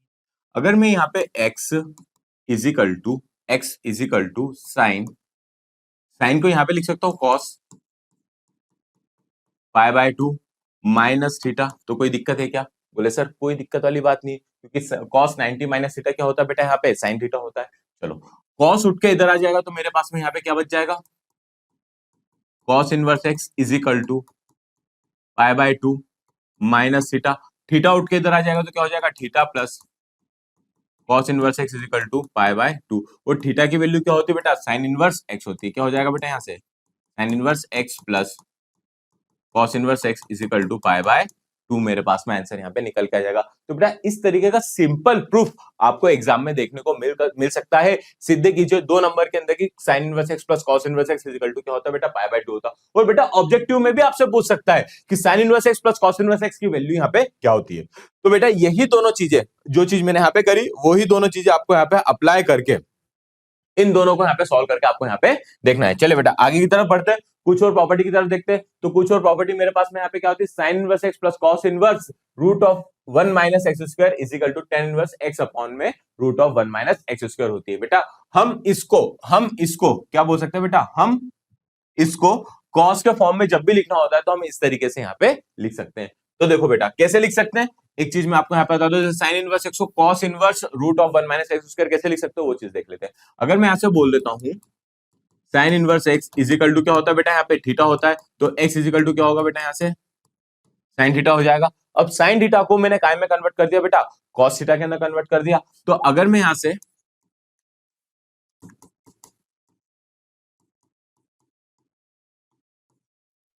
थीटा बोल सकता हूं, अरे हाँ कि ना, बोला हाँ सर बिल्कुल बोल सकते हो। तो यहाँ से कुछ जैसे ये सारी चीज आपको यहाँ तक में दिखाई दे गई है। तो अब आप यहाँ पे देख सकते हो कि बेटा अगर मैं यहाँ पे कि sine square theta plus cos square theta is equal to मेरे पास में 1 होता है, तो cos square theta is equal to 1 minus sine square theta होता है, तो cos theta is equal to root of 1 minus sine square theta होता है। यहां तक की बात आपको समझ में आई कि नहीं है? और अगर मैंने यहाँ पे x बराबर साइन थीटा रखा था तो यहाँ पे क्या हो जाएगा बेटा, कॉस थीटा बराबर क्या हो जाएगा, यहाँ पे root of 1 minus x square हो जाएगा। तो ये वाली वैल्यू उठा के कहाँ रख दूंगा बेटा, मैं यहाँ पे रख दूंगा, तो क्या हो जाएगा बेटा, कॉस इनवर्स कॉस थीटा हो जाएगा। कॉस से कॉस गया और थीटा की वैल्यू मैंने यहाँ पे क्या रखी थी बेटा, साइन इनवर्स एक्स रखी थी। तो ये चीज यहाँ पे भी प्रूफ हो गई है। तो बेटा ये सारी आइडेंटिटीज रहती है, कभी अगर आपको एग्जामिनर 1 नंबर 2 नंबर में आपसे यहाँ पे पूछ ले तो आपको यहाँ पे प्रूफ करनी भी आनी चाहिए। तो ये हमारे पास में क्या होती है बेटा, कुछ बेसिक आइडेंटिटीज होती है जिनका यूज हम आगे आने वाले क्वेश्चंस में बहुत अच्छे तरीके से यहाँ पे करने वाले। तो फटाफट से इसको एक बार देख लीजिए, फटाफट से इसका एक स्क्रीनशॉट ले लीजिए। बाकी हालांकि आपको नोट्स के अंदर और फॉर्मूला बुकलेट में ये सारी चीजें अवेलेबल तो है ही सही। चलिए बेटा, अब आगे की तरफ बढ़ते अगर आगे हम लोग यहाँ पे ध्यान दे तो नेक्स्ट हमारे पास में कुछ फॉर्मूले और होते हैं कि sine inverse x plus sine inverse y is equal to sine inverse x root of 1 minus y square plus y root of 1 minus x square होता है। ठीक है, अब बोलोगे सर ऐसे कितने सारे फॉर्मूले हम लोग याद करें। अरे मेरे बच्चे, हमने ये सारे फॉर्मूले याद कर रखे हैं, हमें दिक्कत वाली बात नहीं है। बोले सर कैसे, बेटा देखो, sine a plus b is equal to sine A cos b plus cos a sine b. ठीक है, और अगर मैं कॉस को साइन में कन्वर्ट कर दूं तो क्या हो जाएगा बेटा, sine A root of 1 minus sine square B plus root of 1 minus sine square A और साइन बी। तो आपको कहीं ना कहीं ये चीजें दिखाई दे रही है कि नहीं दे रही है? बोला हाँ सर ये चीज दिखाई दे रही है। तो बेटा बस इनवर्स में भी वही सारे केस हमारे पास में निकल के आते हैं। हालांकि इसको भी प्रूफ करने के तरीके रहते हैं, मैं आपको आगे और बताऊंगा। जैसे जैसे मैंने छोटे फॉर्मूले के बताया तो कुछ फॉर्मूले के प्रूफ मैं आपको यहाँ पे भी करूंगा ताकि आपको दिक्कत ना आए। तो बेटा ये सारे फॉर्मूले हम लोगों ने क्या कर रखे बेटा, ट्रिग्नोमेट्री में पढ़ रखे। अब इनवर्स की बातचीत आती है तो हमें उसको इस तरीके से यहाँ पे देखते हुए चलना है। और थोड़ा सा बेटा याद करने में अगर आपको दिक्कत हो रही है तो उसको इस तरीके से रिलेट कर लो। उसको किस तरीके से रिलेट कर लो, इस तरीके से रिलेट कर लो। अगर माइनस वाला है तो बेटा यहाँ पे क्या लग जाएगा बेटा, सिर्फ माइनस लग जाएगा, तो ये वाला फॉर्मूला बन जाएगा। ठीक है, कॉस के अंदर है तो कॉस ए प्लस बी का फॉर्मूला क्या होता है बेटा, cos A cos B minus sign A sine B होता है।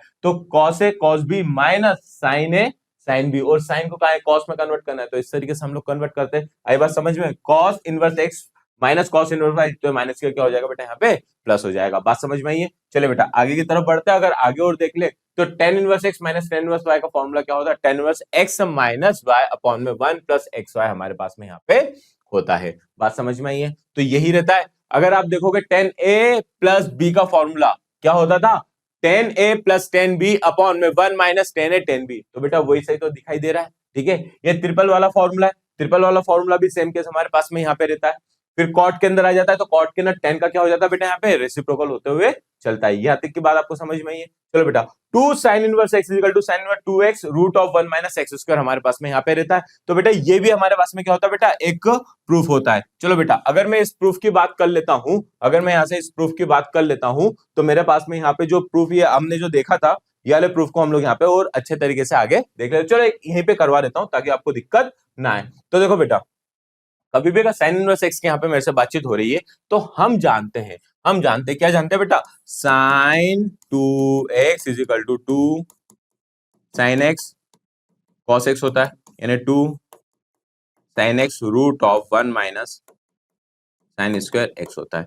यहां तक की बात आपको क्लियर समझ में आई है? चलो बेटा अगर ये समझ में आ गई है तो मैं सीधे सीधे यहाँ पे क्या बोल सकता हूं कि यहाँ पे अगर आप देख रहे हो तो यहाँ पे भी आपको ये चीज दिखाई दे रही है। ठीक है, और अगर आप ये फॉर्मूला ले रहे हो तो साइन एक्स बराबर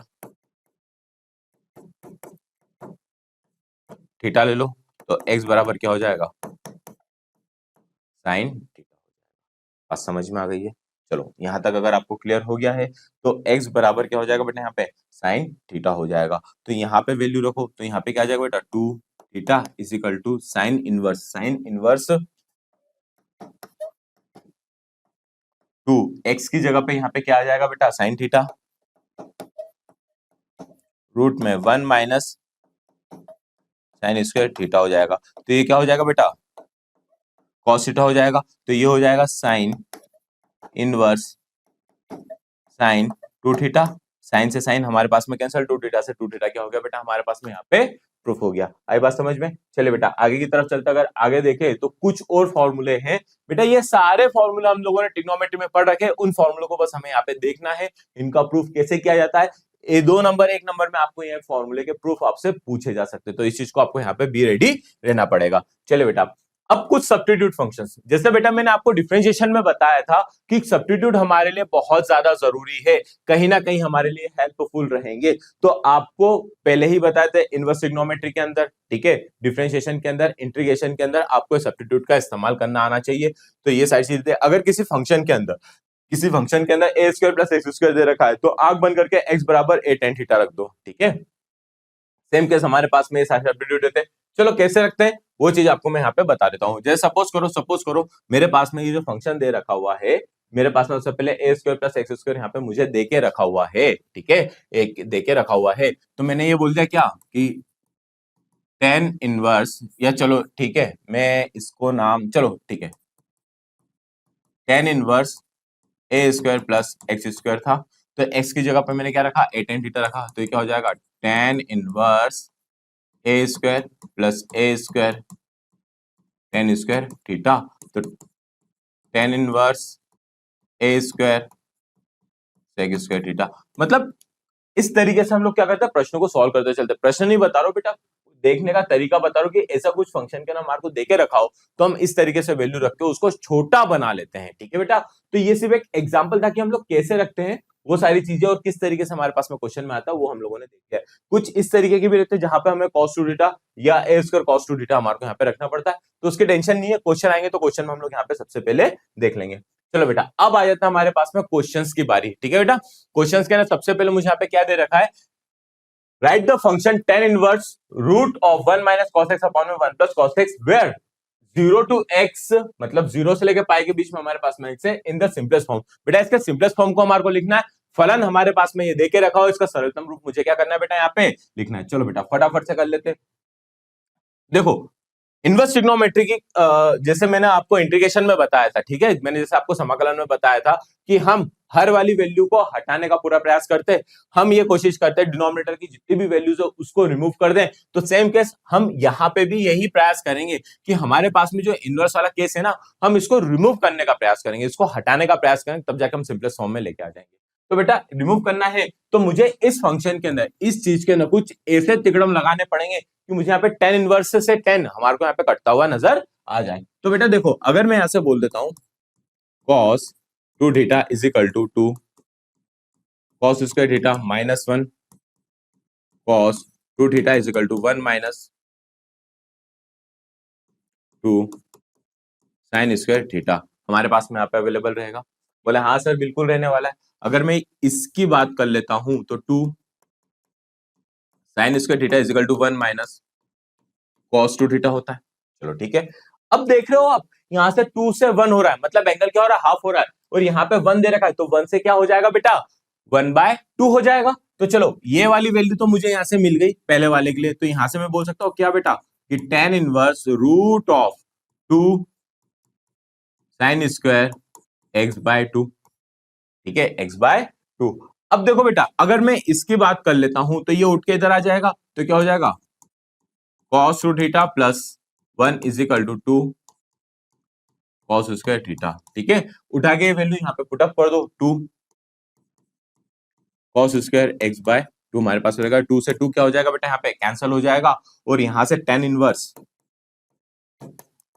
रूट में tan स्क्वायर x/2 रहेगा, ठीक है। तो यहाँ से क्या हो जाएगा बेटा tan inverse tan x/2, tan से tan कट जाएगा तो आंसर क्या आएगा बेटा, यहाँ से आंसर आएगा बेटा x/2 आपका आंसर निकल के आ जाएगा। आई होप आपको ये क्वेश्चन और उसका एक्सप्लेनेशन यहाँ पे अच्छे तरीके से समझ में आ गया होगा। चलिए बेटा आगे की तरफ चलते, अगर अगले क्वेश्चन की तरफ देखें तो नेक्स्ट क्वेश्चन मुझे यहाँ पे क्या देके रखा हुआ है, साइन इनवर्स ब्रैकेट में 1/√2 कॉस इनवर्स ब्रैकेट में -1/√2 का मुख्य मान ज्ञात कीजिए, ठीक है बेटा।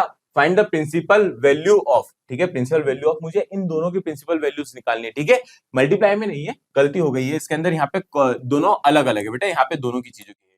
प्रिंसिपल वैल्यू के लिए बातचीत की जा रही है। तो बेटा प्रिंसिपल वैल्यू के लिए साइन इनवर्स के लिए हमेशा हमने देखा था -π/2 से π/2 के बीच में रहता है। सेम केस हमारे पास में कॉस इनवर्स के लिए भी यहाँ पे रहता है। चलो बेटा, अगर ये मेरे पास में है तो सबसे पहले मैंने इस फंक्शन के लिए लिया, ठीक है, पहले वाले के लिए लिया। तो अगर मैं यहाँ से बोल देता हूं कि साइन इनवर्स 1 में √2 मुझे अगर ये देके रखा हुआ है तो मैंने इसको y के बराबर लिख लिया। Let the value will be sine inverse 1 में √2 इक्वल टू y।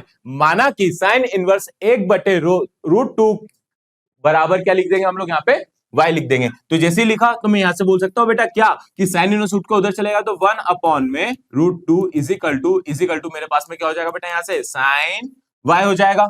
ठीक है, साइन y हो जाएगा। अब साइन y तो मेरे पास में हो रहा है। अगर साइन y मेरे पास में हो रहा है तो मेरे बच्चे एक बात बताना कि साइन के टेबल में 1 में √2 मुझे कहां पे मिलता है, जल्दी बताओ कहां पे मिलता है मेरे को? 45 पे बनता है, 45 डिग्री पे मिलता है ना 1 में √2 यानी π/4 पे मिलता है। ठीक है, π/4 पे मिलता है। तो यहां से क्या हो जाएगा 1 π/4 इज इक्वल टू, या फिर सीधे सीधे sine π/4 is equal to sine y। तो y इज इक्वल टू क्या आ जाएगा बेटा π/4 आपका आंसर आ जाएगा। और जिसकी क्या है बेटा यहाँ पे ये प्रिंसिपल वैल्यू हो जाएगी। बात समझ में आई है? चलो बेटा बहुत बढ़िया, शानदार। अगर मैं दूसरे वाले की बात कर लेता हूं तो दूसरा वाला मेरे पास में यहाँ पे क्या देके रखा हुआ है, cos inverse -1/2 is equal to, मैंने क्या ले लिया बेटा y ले लिया। माना कि cos इनवर्स -1/2 इक्वल टू क्या ले रहा हूं मैं यहाँ पे y ले रहा हूं। तो cos इनवर्स उठ के उधर चले जाएगा तो -1/2 इज इक्वल टू क्या हो जाएगा बेटा ये से cos y हो जाएगा। बात समझ में आई है? बोले हाँ सर समझ में आ गई है। अगर मैं यहाँ पे अगर आपसे बात कर लेता हूँ, सिर्फ मेरे पास में अगर 1/2 होता, ठीक है, क्या होता बेटा यहाँ से cos इनवर्स 1/2 होता, क्या होता बेटा 1/2 होता। तो मैं यहां से इसको क्या बोल सकता था, इक्वल टू मैंने y ले लिया तो ये हो जाएगा π/3 हो जाता। बोले हाँ सर बिल्कुल π/3 हो जाता। तो अब आपने अगर ग्राफ देख रखा है cos का तो ये थोड़ा सा नीचे वाले की तरफ में आ जाएगा। तो ये जब वैल्यू आती है ना बेटा तो ये क्या हो जाएगी cos π माइनस π/3 के ऊपर आ जाती है, मतलब cos 60 डिग्री के ऊपर आ जाती है, जिससे क्या हो जाएगा बेटा ये cos y हो जाएगा। cos से cos कैंसल तो क्या हो जाएगा 2π/3 इज इक्वल टू मेरे पास में क्या हो जाएगा y। और y का मान क्या होता है cos इनवर्स 1 में √2 होता है, जिसकी क्या है बेटा मेरे पास में ये मुख्य मान है। आई होप आपको ये क्वेश्चन और उसका एक्सप्लेनेशन यहाँ पे अच्छे तरीके से समझ में आ गया होगा। चलिए बेटा आगे की तरफ चलते, अगर अगले क्वेश्चन की तरफ देखे तो अगला क्वेश्चन मुझे यहाँ पे क्या देके रखा है, सिद्ध कीजिए 3 sin inverse x is equal to sine inverse 3x minus 4x cube. ठीक है, जहां पे x कहां के लिए बिलोंग करता है, -1/2 से लेके 1/2 के लिए बिलोंग करता है। चलो बेटा अगर मुझे यहाँ पे इसको प्रूफ ही करना है, अगर मुझे यहाँ पे इसको प्रूफ करना है तो मैं कैसे करूंगा, चलो इसको फटाफट से देख लेते हैं। और अगर मैं आप यहाँ पे बोल रहे हो क्या कि आपको एक फॉर्मूला याद हो काय का बेटा साइन 3 थीटा का, तो क्या होता है 3 sine theta minus 4 sine cube theta होता है। ठीक है, कुछ ये वाला फॉर्मूला होता है। तो इसको देख के आपको लग रहा है कि बेटा हाँ यार ये इस तरह का फॉर्मूला हो सकता है। अगर मैं यहाँ पे सीधे सीधे sine inverse x is equal to y ले लू तो कोई दिक्कत वाली बात है? बोले सर कोई दिक्कत नहीं है। अगर x बराबर साइन y हो जाएगा तो कोई दिक्कत? बोले सर ये भी कोई दिक्कत नहीं। अगर मेरे पास में ये वैल्यू हो रही है, उठा के मैंने इसमें रख दी बेटा, मैंने इसमें रख दी। तो यहां से अगर आप देख रहे हो दोनों तरफ मान रखने पे तो मेरे पास में क्या हो जाएगा बेटा 3y is equal to sine inverse bracket के अंदर ब्रैकेट में 3 sine y minus 4 sine cube y हो जाएगा। ठीक है बेटा, और इसको क्या बोला गया था बेटा इस फॉर्मूले से साइन 3 थीटा बोला गया था। तो ये हो जाएगा 3y is equal to sine inverse bracket में साइन 3y हो जाएगा, साइन से साइन कैंसिल तो यानी 3y इज इक्वल टू क्या हो जाएगा बेटा 3y। तो क्या मुझे यही सिद्ध करना था? बोला हाँ सर यही तो सिद्ध करना था, और हम लोगों ने यहाँ पे क्या कर दिया बेटा सिद्ध कर दिया है। चलो बेटा आगे की तरफ बढ़ते, अगर अगले क्वेश्चन की तरफ देखे तो अगला क्वेश्चन मुझे यहाँ पे क्या देके रखा हुआ है, tan इनवर्स ब्रैकेट में cos x अपॉन में 1 माइनस sin x, जो कि रेंज दे रखी -3π/2 से लेके π/2 तक के लिए। मेरे को इसको क्या करना है बेटा यहाँ पे सिंपलेस्ट फॉर्म के अंदर लेके आना है। चलो बेटा इसको भी अगर करना है तो सबसे पहले कोशिश करेंगे हम tan इनवर्स को यहाँ से रिमूव करने का प्रयास करते हैं। तो बेटा रिमूव हम लोग कैसे करेंगे, कि cos x को, बेटा cos x को इस तरीके से लिखे कि हमें यहाँ पे 1 माइनस साइन एक्स के फॉर्म से कटने का या फिर कुछ ऐसा मेरे को मिल जाए कि मुझे यहाँ पे 10 में कन्वर्ट हो जाए। तो चलो बेटा ट्राई करते हैं कि किस तरीके से किया जा सकता है। ऐसे तो बहुत सारे तरीके हैं बेटा, inverse trigonometric function, differentiation, integration, जहां भी ट्रिग्नोमेट्री अगर यूज में आ रही है तो सॉल्व करने के बहुत सारे तरीके होते हैं। ऐसा जरूरी नहीं है कि जो चीज मैं यहाँ पे करवा रहा हूँ आपके टीचर भी वैसे ही करवाए, क्या पता वो कोई दूसरी मेथड से करवाए, तो उसके लिए घबराना नहीं है। अगर प्रॉपर मेथड से तो उसमें कोई दिक्कत नहीं आएगी। चलो बेटा अगर ये मेरे पास में आ रहा है तो मैं यहाँ पे सबसे पहले cos x और sin x को क्या कर दूंगा बेटा, यहाँ पे कन्वर्ट कर दूंगा। तो बेटा देखो cos x की अगर मैं यहाँ पे बात कर रहा हूं तो cos x यानी cos x का मेरे पास में फॉर्मूला होता था क्या बेटा, cos square x by 2 minus sine square x by 2 मेरे पास में यहाँ पे रहता था। ये वाली बात आपको समझ में आई है। चलो बेटा अगर ये चीज समझ में आ गई है तो चलो cos की तो मेरे पास में बात आ गई, तो ये डिनोमिनेटर का ऐसा क्या करे बेटा, डिनोमिनेटर को अगर मेरे पास में 1 माइनस साइन एक्स देके रखा हुआ है, ध्यान से सोचना बेटा, ध्यान से समझना इसको। अगर मैं इस वन को sine square x by 2 plus cos square x by 2 लिख दूं तो कोई दिक्कत है क्या, नहीं है। क्यों, क्योंकि हमने डिफरेंशिएशन इंटीग्रेशन में देखा था कि कई बार हमें वन को इस फॉर्म में लिखने की आवश्यकता पड़ती थी, तो हम लोगों ने यहाँ पे लिखा। और साइन एक्स को क्या लिख सकता हूं बेटा, 2 sine x by 2 cos x by 2 हम लोगों ने यहाँ पे इसको लिख दिया। ये तक बात समझ में आई है।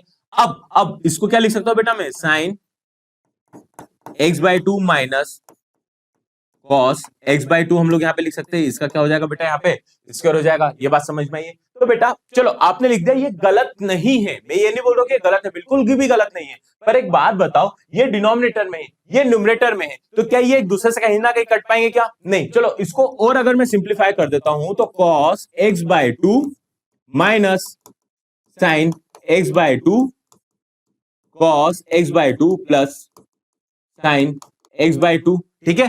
तो अब आप एक बात बताना, क्या ये इसके फॉर्म में मुझे दिखाई दे रहा है क्या, बोले सर बिल्कुल नहीं दिखाई दे रहा। जब ये दिखाई ही नहीं दे रहा है तो मेरे को इस तरीके से लिखने की बजाय मैं इसको ये भी तो लिख सकता हूं बेटा, क्या कि cos x by 2 minus sine x by 2, इसका क्या हो जाएगा बेटा, यहाँ पे स्क्वायर हो जाएगा। बात समझ में आई कि नहीं है।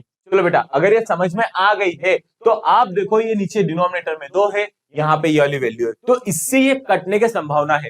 तो ये चीज आपको देखते हुए आगे की तरफ क्या करना है बेटा, बढ़ते हुए चलना है। चलो बेटा बस फटाफट से वैल्यू रख देते हैं। अगर मैं यहां से बोल देता हूं tan इनवर्स ब्रैकेट में cos x by 2 minus sine x by 2 cos x by 2 plus sine x by 2 upon में मुझे यहाँ पे क्या दे रखा हुआ है, cos x by 2 minus sine x by 2 का स्क्वायर, ठीक है। ये स्क्वायर से एक ये वाली वैल्यू क्या हो जाएगी बेटा, यहाँ पे कट जाएगी। ये वाली बात आपको समझ में आई है। चलो अगर ये समझ में आ गई है तो मेरे पास में क्या बचेगा बेटा, tan इनवर्स ब्रैकेट में cos x by 2 minus sine x by 2 upon में cos x by 2 plus sine x by 2 मेरे पास में। यहां तक की बात समझ में आई है। वहां से घुमा के कहां पे लेके आ गया हूं मैं, यहाँ पे लेके आ गया हूं। क्यों लेके आया हूं घुमा के, ये अभी समझ में आ जाएगा बेटा। ये चीज तो देख ली थी। अब इसके बाद में जो फॉर्मूला लगेगा वो क्या लगेगा बेटा, tan x by 2 plus pi by 4 का, ठीक है। पाई बाय 4 का लगेगा। कैसे लगेगा, ये बोल देता हूं tan pi by 4 plus tan x by 2 upon में 1 माइनस क्या हो रहा है बेटा, 1 minus tan pi by 4 tan x by 2 हो जाएगा, ठीक है। ये प्लस में है, यहाँ पे क्या दे रखा, माइनस में। तो बेटा ये प्लस और माइनस के जो जी जंजाल है वो आप लोग यहाँ पे थोड़ा सा देख के समझ लेते हैं कि अगर ये यहाँ पे प्लस की जगह माइनस होता तो यहाँ पे माइनस होता और यहाँ पे क्या हो जाता बेटा, प्लस हो जाता। तो फॉर्मूला एक्चुअली में मेरे पास में क्या बनेगा बेटा, tan pi by 4 minus x by 2 का, ठीक है। Pi by 4 minus x by 2 का हमारे पास में यहाँ पे फॉर्मूला बनेगा। चलो इसको हटा ही देते हैं यार, कंफ्यूजन नहीं होना, अपने को कंफ्यूजन नहीं होना और लास्ट टाइम पे तो बिल्कुल भी कंफ्यूजन नहीं होना। तो हम चलो ये डायरेक्टली ये लगा लेते हैं। प्लस माइनस वाला जो खेलता जो पुराना था भूल जाओ, सब कुछ भूल जाओ, कोई दिक्कत नहीं है। सिर्फ हमें यहाँ पे फॉर्मूला अभी ये वाला फॉर्मूला याद रखना है, ठीक है। अगर मैं ऐसे बोल देता हूँ क्या बेटा, tan pi by 4 minus tan x by 2 upon में 1 plus tan pi by 4 10 x by 2 हो जाएगा।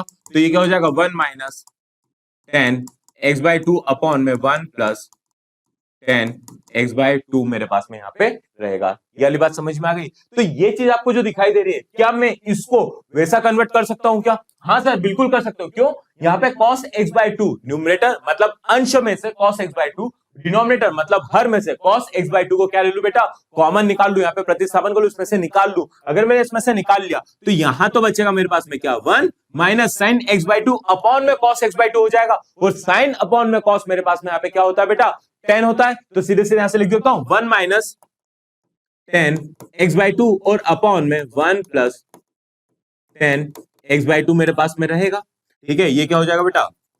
10 इनवर्स केस में मेरे पास में आ गया। चलो, यहां तक की बात आपको क्लियर समझ में आ गई है। और अगर ये बात आपको यहाँ पे क्लियर समझ में आ गई है तो अब एक बात बताना मेरे बच्चे, ये रफ कर रहा हूं मैं। अब एक बात मुझे यहाँ पे बताना कि इसको मैंने क्या बोला था? 10 pi by 4 minus x by 2। ठीक है, 10 pi by 4 minus x by 2। तो यहां से क्या हो जाएगा बेटा?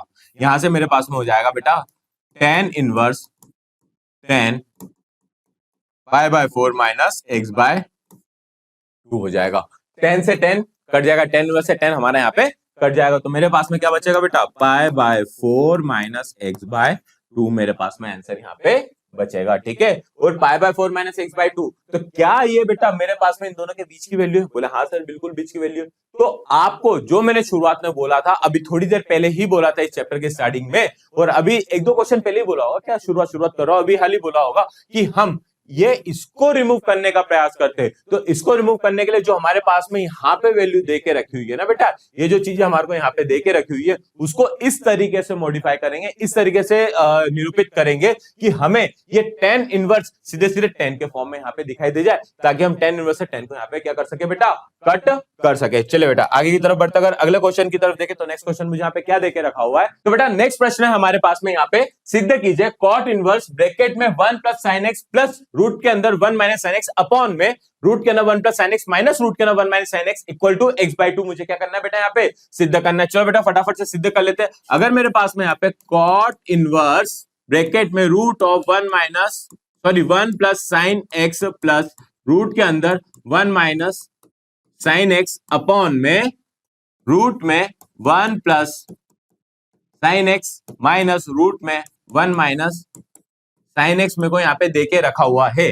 तो बेटा मैं 1 प्लस साइन एक्स को क्या लिख सकता हूँ? यहाँ पे समझते हैं। 1 प्लस साइन एक्स को हम लोग लिख सकते हैं sine square x by 2 plus cos square x by 2 plus 2 sine x by 2 cos x by 2। कैसे बेटा? 1 को तो लिखा मैंने ये, साइन एक्स को लिखा मैंने ये, तो यहां से मेरे पास में क्या आ जाएगा बेटा? साइन एक्स बाय 2, या फिर इसको इस तरीके से लिखो cos x by 2 plus sine x by 2 का होल स्क्वायर। और 1 माइनस साइन एक्स को क्या लिख सकते हैं बेटा? यहाँ पे लिख सकते हैं cos x by 2 minus sine x by 2 हम लोग यहाँ पे लिख सकते हैं, इसका स्क्वायर लिख सकते हैं। ठीक है, आप सोच रहे होगे sir sine x minus cos x by 2 क्यों नहीं लिखा? Sine x by 2 minus cos x by 2 क्यों नहीं लिखा? होता है ना बेटा फॉर्मूले के अंदर सेम के सम पूछे तो यहाँ पे माइनस हो जाएगा, तो साइन माइनस कॉस भी तो हो सकता है बेटा। वो एक अलग विषय है, एक बहुत बड़ा वास्ट टॉपिक है कि हम वैसा क्यों नहीं लिख सकते, उसको थोड़ा ग्राफ के फॉर्म में, इसके फॉर्म में समझना। बट अभी हमारे पास में इतना समय नहीं है, हम इस चीज को इस तरीके से लिखते हैं, बस ऐसे समझते हुए चलो। ठीक है, उसके पीछे का रीजन होता है कि बेटा हमारे पास में जो डोमेन देके रखी है ना बेटा 0 से पाई बाय 4, इस डोमेन को देखते हैं, इस ग्राफ के अंदर हम लोग चेक करते हैं कि हम लोग किस तरीके से लिखना है, क्या लाइन ड्रॉ होती है, उस चीज को हमें यहाँ पे समझना है। तो वो एक अलग टॉपिक चले जाएगा, बट अभी सिर्फ हम लोग इसको इस तरीके से लिखते हुए चलते हैं। बस फटाफट से वैल्यू यहाँ पे पुट अप कर दो। अगर मैं इसका रूट लगा दूंगा, तो यहाँ भी रूट आएगा, रूट से ये वाली वैल्यू क्या हो जाएगी? कट जाएगी, और ये वाली वैल्यू भी कट जाएगी। तो फटाफट से यहाँ पे वैल्यू रख देते तो क्या हो जाएगा बेटा? कॉट इनवर्स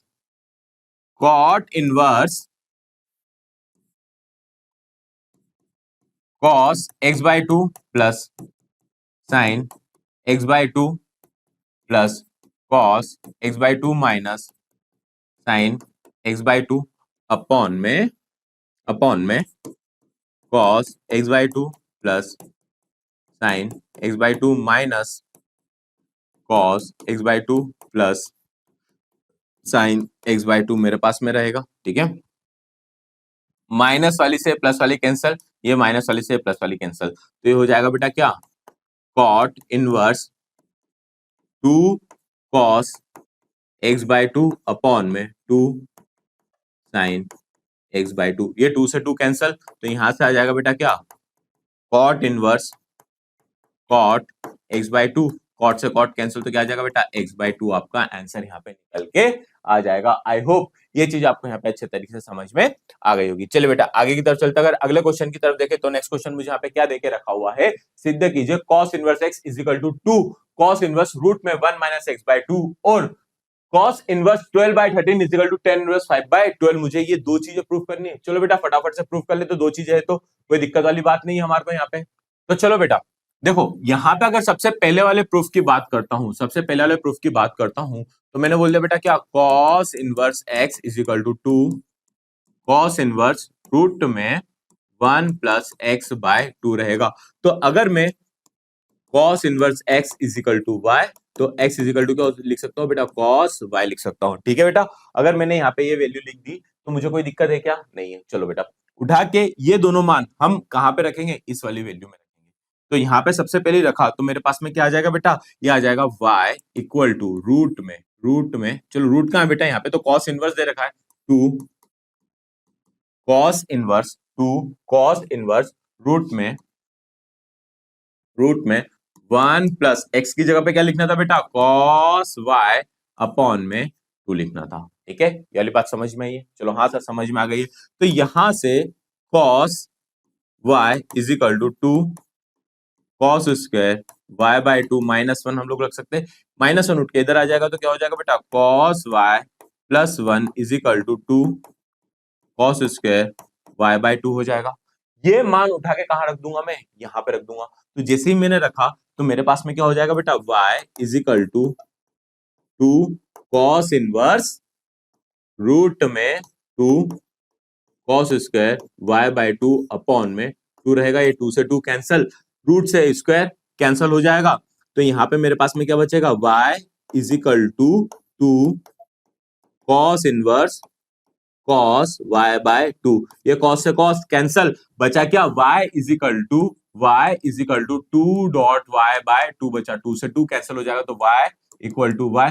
क्या मुझे यही प्रूफ करना था, हाँ सर यही तो प्रूफ करना था, दोनों तरफ y आ गए, कोई दिक्कत वाली बात नहीं है। चलो बेटा अगला वाला प्रूफ यहाँ पे देख लेते हैं। बेटा ये तरीके के प्रूफ आपको देखने को एग्जाम में मिल सकते हैं, तो इसको भी ध्यान रखना। ये तो सारे फॉर्मूले हैं जिनको हम लोग यहाँ पे प्रूफ करते हुए चल रहे हैं। अगर मेरे पास में cos इनवर्स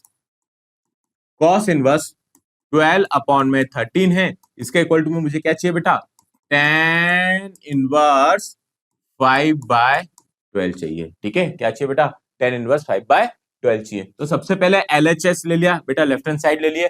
अब मैं यहाँ पे cos इनवर्स 12/13 को यानी cos इनवर्स 12/13 को equal to y put up कर देता हूं। तो कोई दिक्कत है क्या, बोले सर बिल्कुल भी नहीं है। चलो बेटा ये उठ के उधर चले जाएगा तो क्या हो जाएगा, cos y is equal to 12 upon में 13 हो जाएगा। बोले हाँ सर बिल्कुल हो रहा है। चलो अब बेटा cos को इस तरीके से लिख दो, कि 10 में बदल जाए। तो कैसे लिखाएगा बेटा, सबसे पहले तो न्यूमरेटर में साइन आना चाहिए, फिर डिनोमिनेटर में हमारे पास में cos आना चाहिए, मतलब अंश में साइन आएगा और हर के अंदर हमारे पास में cos आएगा, तब जाके तो हम लोग इसको बोल सकते हैं। अगर ये चीज ऐसे नहीं आ रही है तो हमारे पास में इसके लिए एक चीज है, वो क्या है बेटा, पाइथागोरस थ्योरम। ठीक है, पाइथागोरस प्रमेय। तो पाइथागोरस प्रमेय के हिसाब से ये हो जाएगा मेरे पास में बेस, ये हो जाएगा हाइपोटेनस, मतलब ये b हो जाएगा हमारे पास में आधार, ये हो जाएगा हमारे पास में क्या बेटा, कर्ण। तो जैसे ही मैंने यहाँ पे एक ट्रिपलेट बनाई है, मैंने यहाँ पे ट्रायंगल बनाया है, तो ये हो जाएगा बेटा मेरे पास में 12, ये हो जाएगा 13, और इसको हल कर लेते हैं तो क्या होता है बेटा, h square is equal to P square plus B square. H square यानी 13 का square is equal to P square plus B यानी 12 का square, 169 is equal to P square plus 144। 169 में से 144 जाएंगे तो कितना बचेगा बेटा, 25 यहाँ पे हो जाएगा 25 is equal to P square. तो p इज इक्वल टू कितना आ जाएगा बेटा, यहाँ पे 5। अगर मेरे पास में यहाँ से p की वैल्यू कितनी है बेटा, यहाँ से मेरे पास में 5 निकल के आ गई है। तो आप एक बात बताना मेरे बच्चे, कि यहां से मैं 10y बराबर क्या बोल सकता हूं, p अपॉन में b। p कितना है बेटा मेरे पास में यहाँ पे 5, और b कितना है मेरे पास में यहाँ पे 12। तो यहां से हो जाएगा बेटा मेरे पास में क्या 10y इज इक्वल टू 5/12, तो y इज इक्वल टू क्या हो जाएगा बेटा 10 इनवर्स 5/12, और y का मान क्या था बेटा ये था।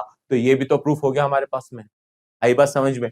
तो ऐसे with the help of Pythagoras theorem भी हम लोग इसको क्या कर सकते हैं बेटा सॉल्व कर सकते हैं। बोले सर हमारे को ऐसे नहीं करना है, मत करो, कोई दिक्कत वाली बात नहीं है।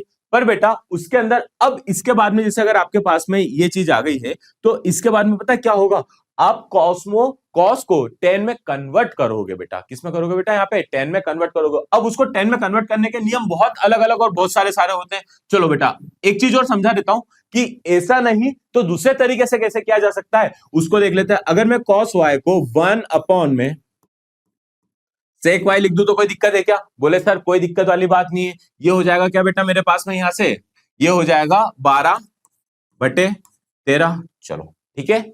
अब सेक वाई जो है इसको मैं लिख सकता हूं 1 में root of 1 plus 10 square Y. लिख सकता हूं क्या? बोले हाँ सर बिल्कुल लिख सकते हो। 12/13 कोई दिक्कत है क्या? नहीं है सर। इसको पलट दो तो ये हो जाएगा 1 प्लस 10 स्क्वायर वाई, ये भी काय में बेटा रूट में, तो ये हो जाएगा बेटा 13/12 हो जाएगा। दोनों तरफ क्या कर दूंगा बेटा स्क्वायर कर दूंगा, तो दोनों तरफ जैसे स्क्वायर करा तो क्या हो जाएगा 1 plus 10 square Y is equal to 169/144 square करने के बाद में तो ये हो जाएगा बेटा 10 square Y is equal to 169/144 minus 1। तो यहां से आप क्या कर सकते हो, इसको सॉल्व करोगे तो आपके पास में जो वैल्यू निकल के आएगी बेटा वो क्या निकल के आएगी, यहां से निकल के आ जाएगी बेटा 10 square Y is equal to 25/144। तो यहां से भी 10y निकल के आ जाएगा, 10y निकल के आ जाएगा सीधे 5/12। दोनों तरीके हैं, मैंने दोनों तरीके आपको बता दें कि इस तरीके से भी हम लोग क्या कर सकते हैं बेटा प्रश्नों को हल कर सकते हैं। चलिए बेटा आगे की तरफ चलते हैं। अगर अगले प्रश्न की तरफ देखें तो अगला प्रश्न मुझे यहाँ पे क्या देके रखा हुआ है, सिद्ध कीजिए sine inverse x plus cos inverse x is equal to पाई/2। बेटा अभी फॉर्मूले में मैंने सिद्ध करके आपको बताया है, तो ये चीज आपको खुद सॉल्व करके यहाँ पे देखनी है। तो इस तरीके से आपसे बेटा दो दो नंबर के ना प्रश्न तो आपसे पूछे जा सकते हैं प्रतिलोम त्रिकोणमितीय फलन से, मतलब इनवर्स ट्रिग्नोमेट्रिक फंक्शन से, कि हमें जो प्रॉपर्टीज जो आइडेंटिटीज हमें यहाँ पे देख के रखी हुई है, जो नियम हमें यहाँ पे देखे रखे हुए उनको सिद्ध करने की हमसे यहाँ पे बातचीत की जा सकती है। चलो बेटा अगले प्रश्न की तरफ चले। तो अगला प्रश्न मुझे यहाँ पे क्या देके रखा हुआ है, सिद्ध कीजिए sine inverse 3/5 minus sine inverse 8/17 is equal to sine inverse 13/85। मुझे क्या करना है बेटा यहाँ पे इसको प्रूफ करना है। चलो बेटा प्रूफ कर देते हैं, तो कोई दिक्कत वाली बात तो हमारे पास में है ही नहीं। चलो अगर मैं यहां से साइन इनवर्स 3/5 को x ले लूं, ठीक है, तो ये क्या हो जाएगा बेटा sine x is equal to 3/5 हो जाएगा, ठीक है। और इसी को अगर मैं यहां पे cos x बोलूंगा तो कितना हो जाएगा बेटा, ये 4/5 हो जाएगा। बोले सर कैसे हो जाएगा बेटा, cos x क्या होता है root of 1 minus sine square x होता है, ठीक है ठीक है। तो यहां से करोगे तो आप क्या हो जाएगा 1 माइनस 9/25, 25 में से हो जाएंगे तो 16 यानी 4/5 हो जाएगा, ठीक है। और बेटा पाइथागोरस ट्रिपलेट रहती है, उस ट्रिपलेट से डायरेक्टली आंसर भी लिखा जा सकता है, पर बोर्ड एग्जामिनेशन में ट्रिपलेट से हमें आंसर यहाँ पे नहीं लिखना है। तो मतलब कि अगर मैं यहाँ पे cos x की बात कर लेता हूं तो cos x मेरे पास में यहाँ पे क्या हो जाएगा बेटा 4/5 हो जाएगा। यहां तक की बात समझ में आई है। चलो बेटा अगर मैं यहां से sine inverse 8/17 is equal to इसको y ले लेता हूं, तो क्या हो जाएगा बेटा साइन y, क्या हो जाएगा बेटा यहां से ये हो जाएगा sine y is equal to 8/17। तो यहां से बेटा मेरे पास में क्या हो जाएगा बेटा cos y क्या हो जाएगा बेटा, यहां पे भी देख लो आप, चलो लिख ही देते हैं, कोई दिक्कत वाली बात नहीं, 1 माइनस साइन स्क्वायर y, ठीक है। तो ये हो जाएगा 1 माइनस 64 और 17 का स्क्वायर हमारे पास में क्या होता है 289, ठीक है 289 हमारे पास में होता है। अब इसको क्या कर देंगे बेटा सब्ट्रैक्ट कर देंगे तो मेरे पास में क्या आ जाएगा रूट में 225/289, मतलब 15 में कितना हो जाएगा बेटा 17 हो जाएगा। तो cos y की सीधे सीधे वैल्यू यहाँ पे लिख दू ये सब रफ करके। चलो बेटा cos y की सीधे सीधे वैल्यू हम लोग यहाँ पे लिख रहे हैं, कितना बेटा ये 15/17, 15 बटे हमारे पास में यहाँ पे 17 आ गई है। चलो बेटा अगर मैं एक्स और वाई का मान उठा के यहां पर रख दूं तो कोई दिक्कत है क्या? बोले सर कोई दिक्कत नहीं है। तो क्या हो जाएगा बेटा, X minus Y is equal to sine inverse 13 upon में 85। कोई दिक्कत है क्या? बोले सर कोई प्रॉब्लम नहीं है। साइन इनवर्स को उठा के इधर लेके आ जाते तो मेरे पास में क्या हो जाएगा बेटा, ये से sine x minus Y is equal to 13 upon में 85। चलो बेटा, sine C minus sine D क्या होता है, साइन ए माइनस बी से समझ लो, sine A minus B, sine A cos minus cos x sine y is equal to क्या हो जाएगा 13 अपॉन में 85। मुझे ये प्रूफ करना है। चलो बेटा, साइन एक्स क्या है बेटा, 3/5 इंटू कॉस वाई मेरे पास में कितना 15/17 माइनस कॉस एक्स कितना दे रखा 4/5 इंटू साइन वाई कितना दे रखा 8/17 दे के रखा हुआ है। चलो 15 2 30 15 3 45 17 17 पंजे यानी 170 70 170 डिवाइडेड बाय 2 यानी 85 माइनस 8 19 16 16 32 अपॉन में 85। ठीक है, जैसे आप इसको सॉल्व करोगे तो कितना आ जाएगा 3, ये हो जाएगा 13 अपॉन में 85। ये हो गया प्रूफ। क्या यही प्रूफ पूछा गया था? बिल्कुल पूछा गया था बेटा। करने के बहुत सारे तरीके, जैसा आप चाहो वैसा इसको कर सकते हो, उसमें कोई दिक्कत वाली बात यहाँ पे हमारे पास में रहती नहीं है। तो जैसे देखो बेटा, मैंने तो इसको यहाँ पे प्रूफ कर दिया था, पर लेकिन कहीं कहीं जगहों पे इसको ये चीज ना लिखते हुए, ये 2 लाइन को यहाँ पे ना लिखते हुए यहाँ पे लिख देते बेटा क्या, साइन एक्स माइनस वाई का फॉर्मूला, और फिर उसके बाद में प्रूफ करते तो क्या हो जाएगा बेटा, साइन एक्स माइनस वाई, और यहां से आपके पास में क्या आ जाएगा बेटा, यहां से आपके पास में निकल के आ जाएगा X minus Y is equal to sine inverse 13 upon में 85, और एक्स और वाई की वैल्यू रख देते तो भी प्रूफ हो जाता है। ये 2 स्टेप ना लिखते हुए ऐसे सॉल्व कर लेते। और बेटा बहुत सी जगहों पे साइन एक्स माइनस वाई की जगह पे कॉस एक्स माइनस वाई डाल देते और फिर उसके बाद में उसको वापस कन्वर्ट कर देते काय में बेटा, साइन के अंदर, जैसे हम लोगों ने यहाँ पे करा है। उस तरीके से भी किया जा सकता है। करने के 1000 तरीके हैं बच्चा, जैसा आप चाहो वैसा कर सकते हो। बस लेकिन ये है कि टॉपिक पे अगर कमांड है तो आपको दिक्कत नहीं आएगी, और सबसे बेस्ट वे मैंने आपको यहाँ पे इस पे बता दिया। चले बेटा आगे की तरफ चलते, अगर अगले क्वेश्चन की तरफ, तो सेम क्वेश्चन है मेरे पास में क्या, tan इनवर्स 63 अपॉन में 16 is equal to sine inverse 5/13 plus cos inverse 3/5। चलो बेटा इसको भी फटाफट सॉल्व कर लेते हैं। अगर मैं sign inverse 5/13 plus cos inverse 3/5 को बदल देता हूं, और बाकी फिर उसको 10 में अपन बाद में कन्वर्ट करते रहेंगे। जो बात मैंने इसके पहले क्वेश्चन में आपको बताई है बेटा, कुछ उसी तरीके का हमारे पास में यहाँ पे लगने वाला है। अगर मैं यहां से साइन इनवर्स 5 अपॉन में 13 को x बोल देता हूं, तो यहां से मेरे पास में क्या हो जाएगा बेटा, sine x is equal to 5 upon में 13, तो cos x is equal to 5 12 13। ठीक है, ट्रिपलेट्स होती है, डायरेक्टली याद हो जाती है एक समय के बाद में। चलो, और फिर उसके बाद में क्या हो जाएगा बेटा, cos inverse 3/5 is equal to y। तो यहां से क्या हो जाएगा बेटा, यहां से आपके पास में हो जाएगा cos y is equal to 3/5, तो sine y is equal to मेरे पास में क्या हो जाएगा बेटा, 4/5 हो जाएगा। ये चारों चीजें तो मेरे पास में निकल गई है।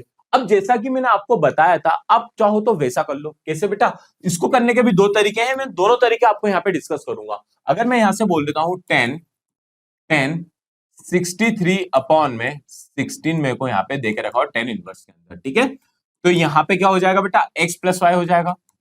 ठीक है, x प्लस वाई हो जाएगा। और अगर मैं यहां से बोल दूं कि 10 इनवर्स उठ के कहां चला जाएगा, उधर चले जाएगा, तो क्या हो जाएगा बेटा, 63 अपॉन में 16 is equal to 10 x plus Y मुझे देके रखा हुआ है, तो 10 x प्लस 10 y अपॉन में 1 माइनस 10 y देके रखा हुआ है। ठीक है, अब 10x का मतलब क्या होता है बेटा, साइन x अपॉन में cos x plus sine y upon में cos y अपॉन में 1 minus sine x cos x dot sine y cos y। उठा के वैल्यू रख दो, ऐसे निकल के आ जाएगा। और नहीं तो बच्चा, अब एक चीज आपको यहाँ पे बताता हूं, दूसरा तरीका। ठीक है, ये तरीका तो हम लोगों ने देख लिया। अगर मैं यहाँ पे सीधे सीधे बोल दूं क्या, कि बेटा मैं यहां पे कर रहा हूं साइन ए प्लस बी का फॉर्मूला अप्लाई कर रहा हूं। काय का फॉर्मूला अप्लाई कर रहा हूं? साइन ए प्लस बी का। साइन ए कॉस बी, ठीक है, एक्स वाई ले रखा तो इसको भी एक्स वाई ले लेते हैं, यानी एक्स प्लस वाई का फॉर्मूला। तो ये कितना हो जाएगा बेटा? Sine x cos Y plus cos x sine Y. Short form में लिखा है, शॉर्ट फॉर्म में लिखा, पर एग्जाम में पूरा लिखना आपको। साइन एक्स मुझे यहाँ पे क्या दे रखा बेटा? 5/12, 5/13 डॉट कॉस वाई कितना दे के रखा हुआ है मुझे? 3/5 प्लस कॉस एक्स मुझे यहाँ पे कितना दे के रखा हुआ है? 12/13 और साइन वाई मुझे क्या दे के रखा हुआ है यहाँ पे? 4/5 दे के रखा हुआ है। 5×3 15, 12×3 48 अपॉन में 13×5 65 दे के रखा हुआ है। चलो बेटा, अगर मेरे को ये चीज यहाँ पे दे के रखी हुई है तो आप एक बात बताना, 8 2 10 3 13, हाथ लगी 1 4 5 और 1 6, 63 अपॉन में 65 हो जाएगा। ठीक है, 63 अपॉन में क्या हो जाएगा बेटा? यहाँ पे मेरे पास में 65 हो जाएगा। और ये साइन एक्स प्लस वाई की वैल्यू। अब 2 सेकंड के लिए आप मान लो, 2 सेकंड के लिए मान लो कि मुझे यहाँ पे ये साइन थीटा, इसको थीटा ले लिया, यानी क्या ले लिया बेटा? एक्स प्लस वाई को मैंने यहाँ पे थीटा मान लिया है, तीसरी मान ले ली है। तो मुझे यहाँ पे साइन थीटा बराबर 63 अपॉन में 65 देके रखा हुआ है। अरे हाँ कि ना? बोले हाँ सर बिल्कुल देके रखा हुआ है। मुझे क्या चाहिए बेटा? यहाँ से टेन थीटा चाहिए। ठीक है, क्या चाहिए बेटा? यहाँ से टेन थीटा चाहिए। क्या लगा दूंगा वापस बेटा? पाइथागोरस लगा दूंगा। साइन का मतलब क्या होता है? पी पंडित बद्री प्रसाद हर हर बोले, यानी अंश नहीं, लंब बटे कर्ण। ठीक है, तो लंब कितना बेटा मेरे पास में? 63 है और हर कितना मेरे पास में? 65 है। बात समझ में आई कि नहीं है? अगर आपको यहाँ पे मेरी बात समझ में आ गई है तो यहाँ पे मेरे पास में कितना आ जाएगा बेटा? इसको जब आप सॉल्व करोगे तो यहाँ पे मेरे पास में 16 निकल के आ जाएगा। ठीक है, जैसे आ जाएगा तो टेन थीटा की वैल्यू क्या आ जाएगी बेटा मेरे पास में? यहाँ पे 63 अपॉन में 16 निकल के आ जाएगी। ठीक है, अब इसको सॉल्व करके देखना, आपको समझ में आया कि बेटा मैंने 16 क्यों बोला है। ठीक है, अब यहां से थीटा की जगह पे क्या था बेटा? एक्स प्लस वाई था, यानी 10 एक्स प्लस वाई था इजिकल टू 63 अपॉन में 16। 10 उधर आएगा तो काय में आ जाएगा बेटा? इनवर्स में आ जाएगा। और एक्स और वाई की वैल्यू भी अपन यहाँ पे रख देंगे तो हो जाएगा बेटा साइन इनवर्स, जो भी वैल्यू दे रखी थी cos inverse is equal to 10 inverse. हमारे पास में ये आंसर निकल के आ जाएगा। तो बेटा दो दो तीन तीन तरीके मैं आपको बता रहा हूँ इन जैसे प्रश्नों को हल करने का, और एग्जाम में आने की संभावना बहुत बहुत बहुत ज्यादा रहती है। तो इनके अंदर आपको प्रैक्टिस करनी पड़ेगी। बस कैलकुलेशन वाला पार्ट जो है इसकी तरफ आपको अच्छे तरीके से यहाँ पे ध्यान देना है। चलिए बेटा अगले क्वेश्चन की तरफ चलते। तो आगे मुझे यहाँ पे क्या देके रखा हुआ है? सिद्ध कीजिए 10 inverse 1 plus 10 inverse 2 plus 10 inverse 3 equal to क्या देके रखा हुआ बेटा मेरे को? यहाँ पे पाई देके रखा हुआ है। अगर मुझे यहाँ पे ये पाई देके रखा हुआ है तो बस फटाफट से इसको क्या कर लेंगे बेटा? हम लोग यहाँ पे सॉल्व कर लेंगे। तो बेटा ये वाला जो प्रश्न है इसको भी हम लोग वैसे ही सॉल्व करेंगे जैसे हम लोगों ने यहाँ पे कर रखा था। अगर मैं 10 इनवर्स 1 क्या बोल सकता हूँ बेटा? 10 इनवर्स 1 को x ले लूं, 10 इनवर्स 2 को y ले लूं, 10 इनवर्स 3 को z ले लूं, तो कोई दिक्कत है क्या? बोले सर बिल्कुल भी नहीं है। तो यहाँ पे क्या हो जाएगा? x plus Y plus Z हो जाएगा। ठीक है, x plus Y plus Z जो कि मुझे यहाँ पे देके रखा हुआ ही है। और अगर मैं यहाँ पे चुपचाप से 10 वाला फॉर्मूला लगा दूं तो कोई दिक्कत है क्या? बोले सर कोई दिक्कत वाली बात नहीं है। तो हमारे पास में 10 X plus Y plus Z का हमारे पास में फॉर्मूला क्या होता था? याद करने का सिंपल तरीका है 10x plus 10y plus 10z। इतना याद कर लो। अभी और आगे का मैं बता रहा हूं, इतना याद करो सबसे पहले, क्योंकि हम यहाँ पे 10x प्लस वाई से भी निकालना सीखेंगे कि उससे फॉर्मूला कैसे ये बना हुआ है, वो चीज को जानना जरूरी है। तो यहां हो जाएगा 1 minus 10x 10y minus 10y 10z minus 10z 10x हो जाएगा। ठीक है, यहां तक की बात आपको क्लियर समझ में आई है? चलो अगर ये चीज आपको क्लियर समझ में आ गई है तो अब वो वहां पे छोटा सा पोर्शन जो है वहां पे हमें क्या लिखना है वो चीज को हमें यहाँ पे जानना पड़ेगा। ठीक है बेटा, तो यहाँ पे आप कुछ नहीं बेटा, अगर कभी 3 हो, जैसे हमारे पास में 2 रहता था तो हम यहाँ पे क्या करते थे बेटा? 10x प्लस 10y अपॉन में 1 माइनस 10x 10y करते थे। अब जब बेटा कभी भी 3 आ जाते हैं ना तो सिर्फ 3 वाले केस के अंदर हमें यहाँ पे रखना minus of 10x 10y 10z रखना है। ठीक है, बात समझ में आई है? चलो बेटा, अगर ये बात आपको यहां तक में समझ में आ गई है तो ये अब क्या करूंगा मैं, यहां से 10 को उधर ले जाएंगे तो 1 इज इक्वल टू क्या हो जाएगा बेटा, ये 10x हो जाएगा। इससे ये वाली वैल्यू निकल के आ गई, इससे ये वाली वैल्यू निकल के आएगी 2 इज इक्वल टू 10y, इससे ये वाली वैल्यू निकल के आएगी 3 इज इक्वल टू 10z। ठीक है, इन तीनों का मान उठा के हम लोग यहाँ पे रख देते हैं XYZ का, तो ये कितना हो जाएगा बेटा 1 + 2 + 3 - 1.2.3 अपॉन में 1 - 1.2 - 2.3 - 3.1 हमारे पास में हो जाएगा।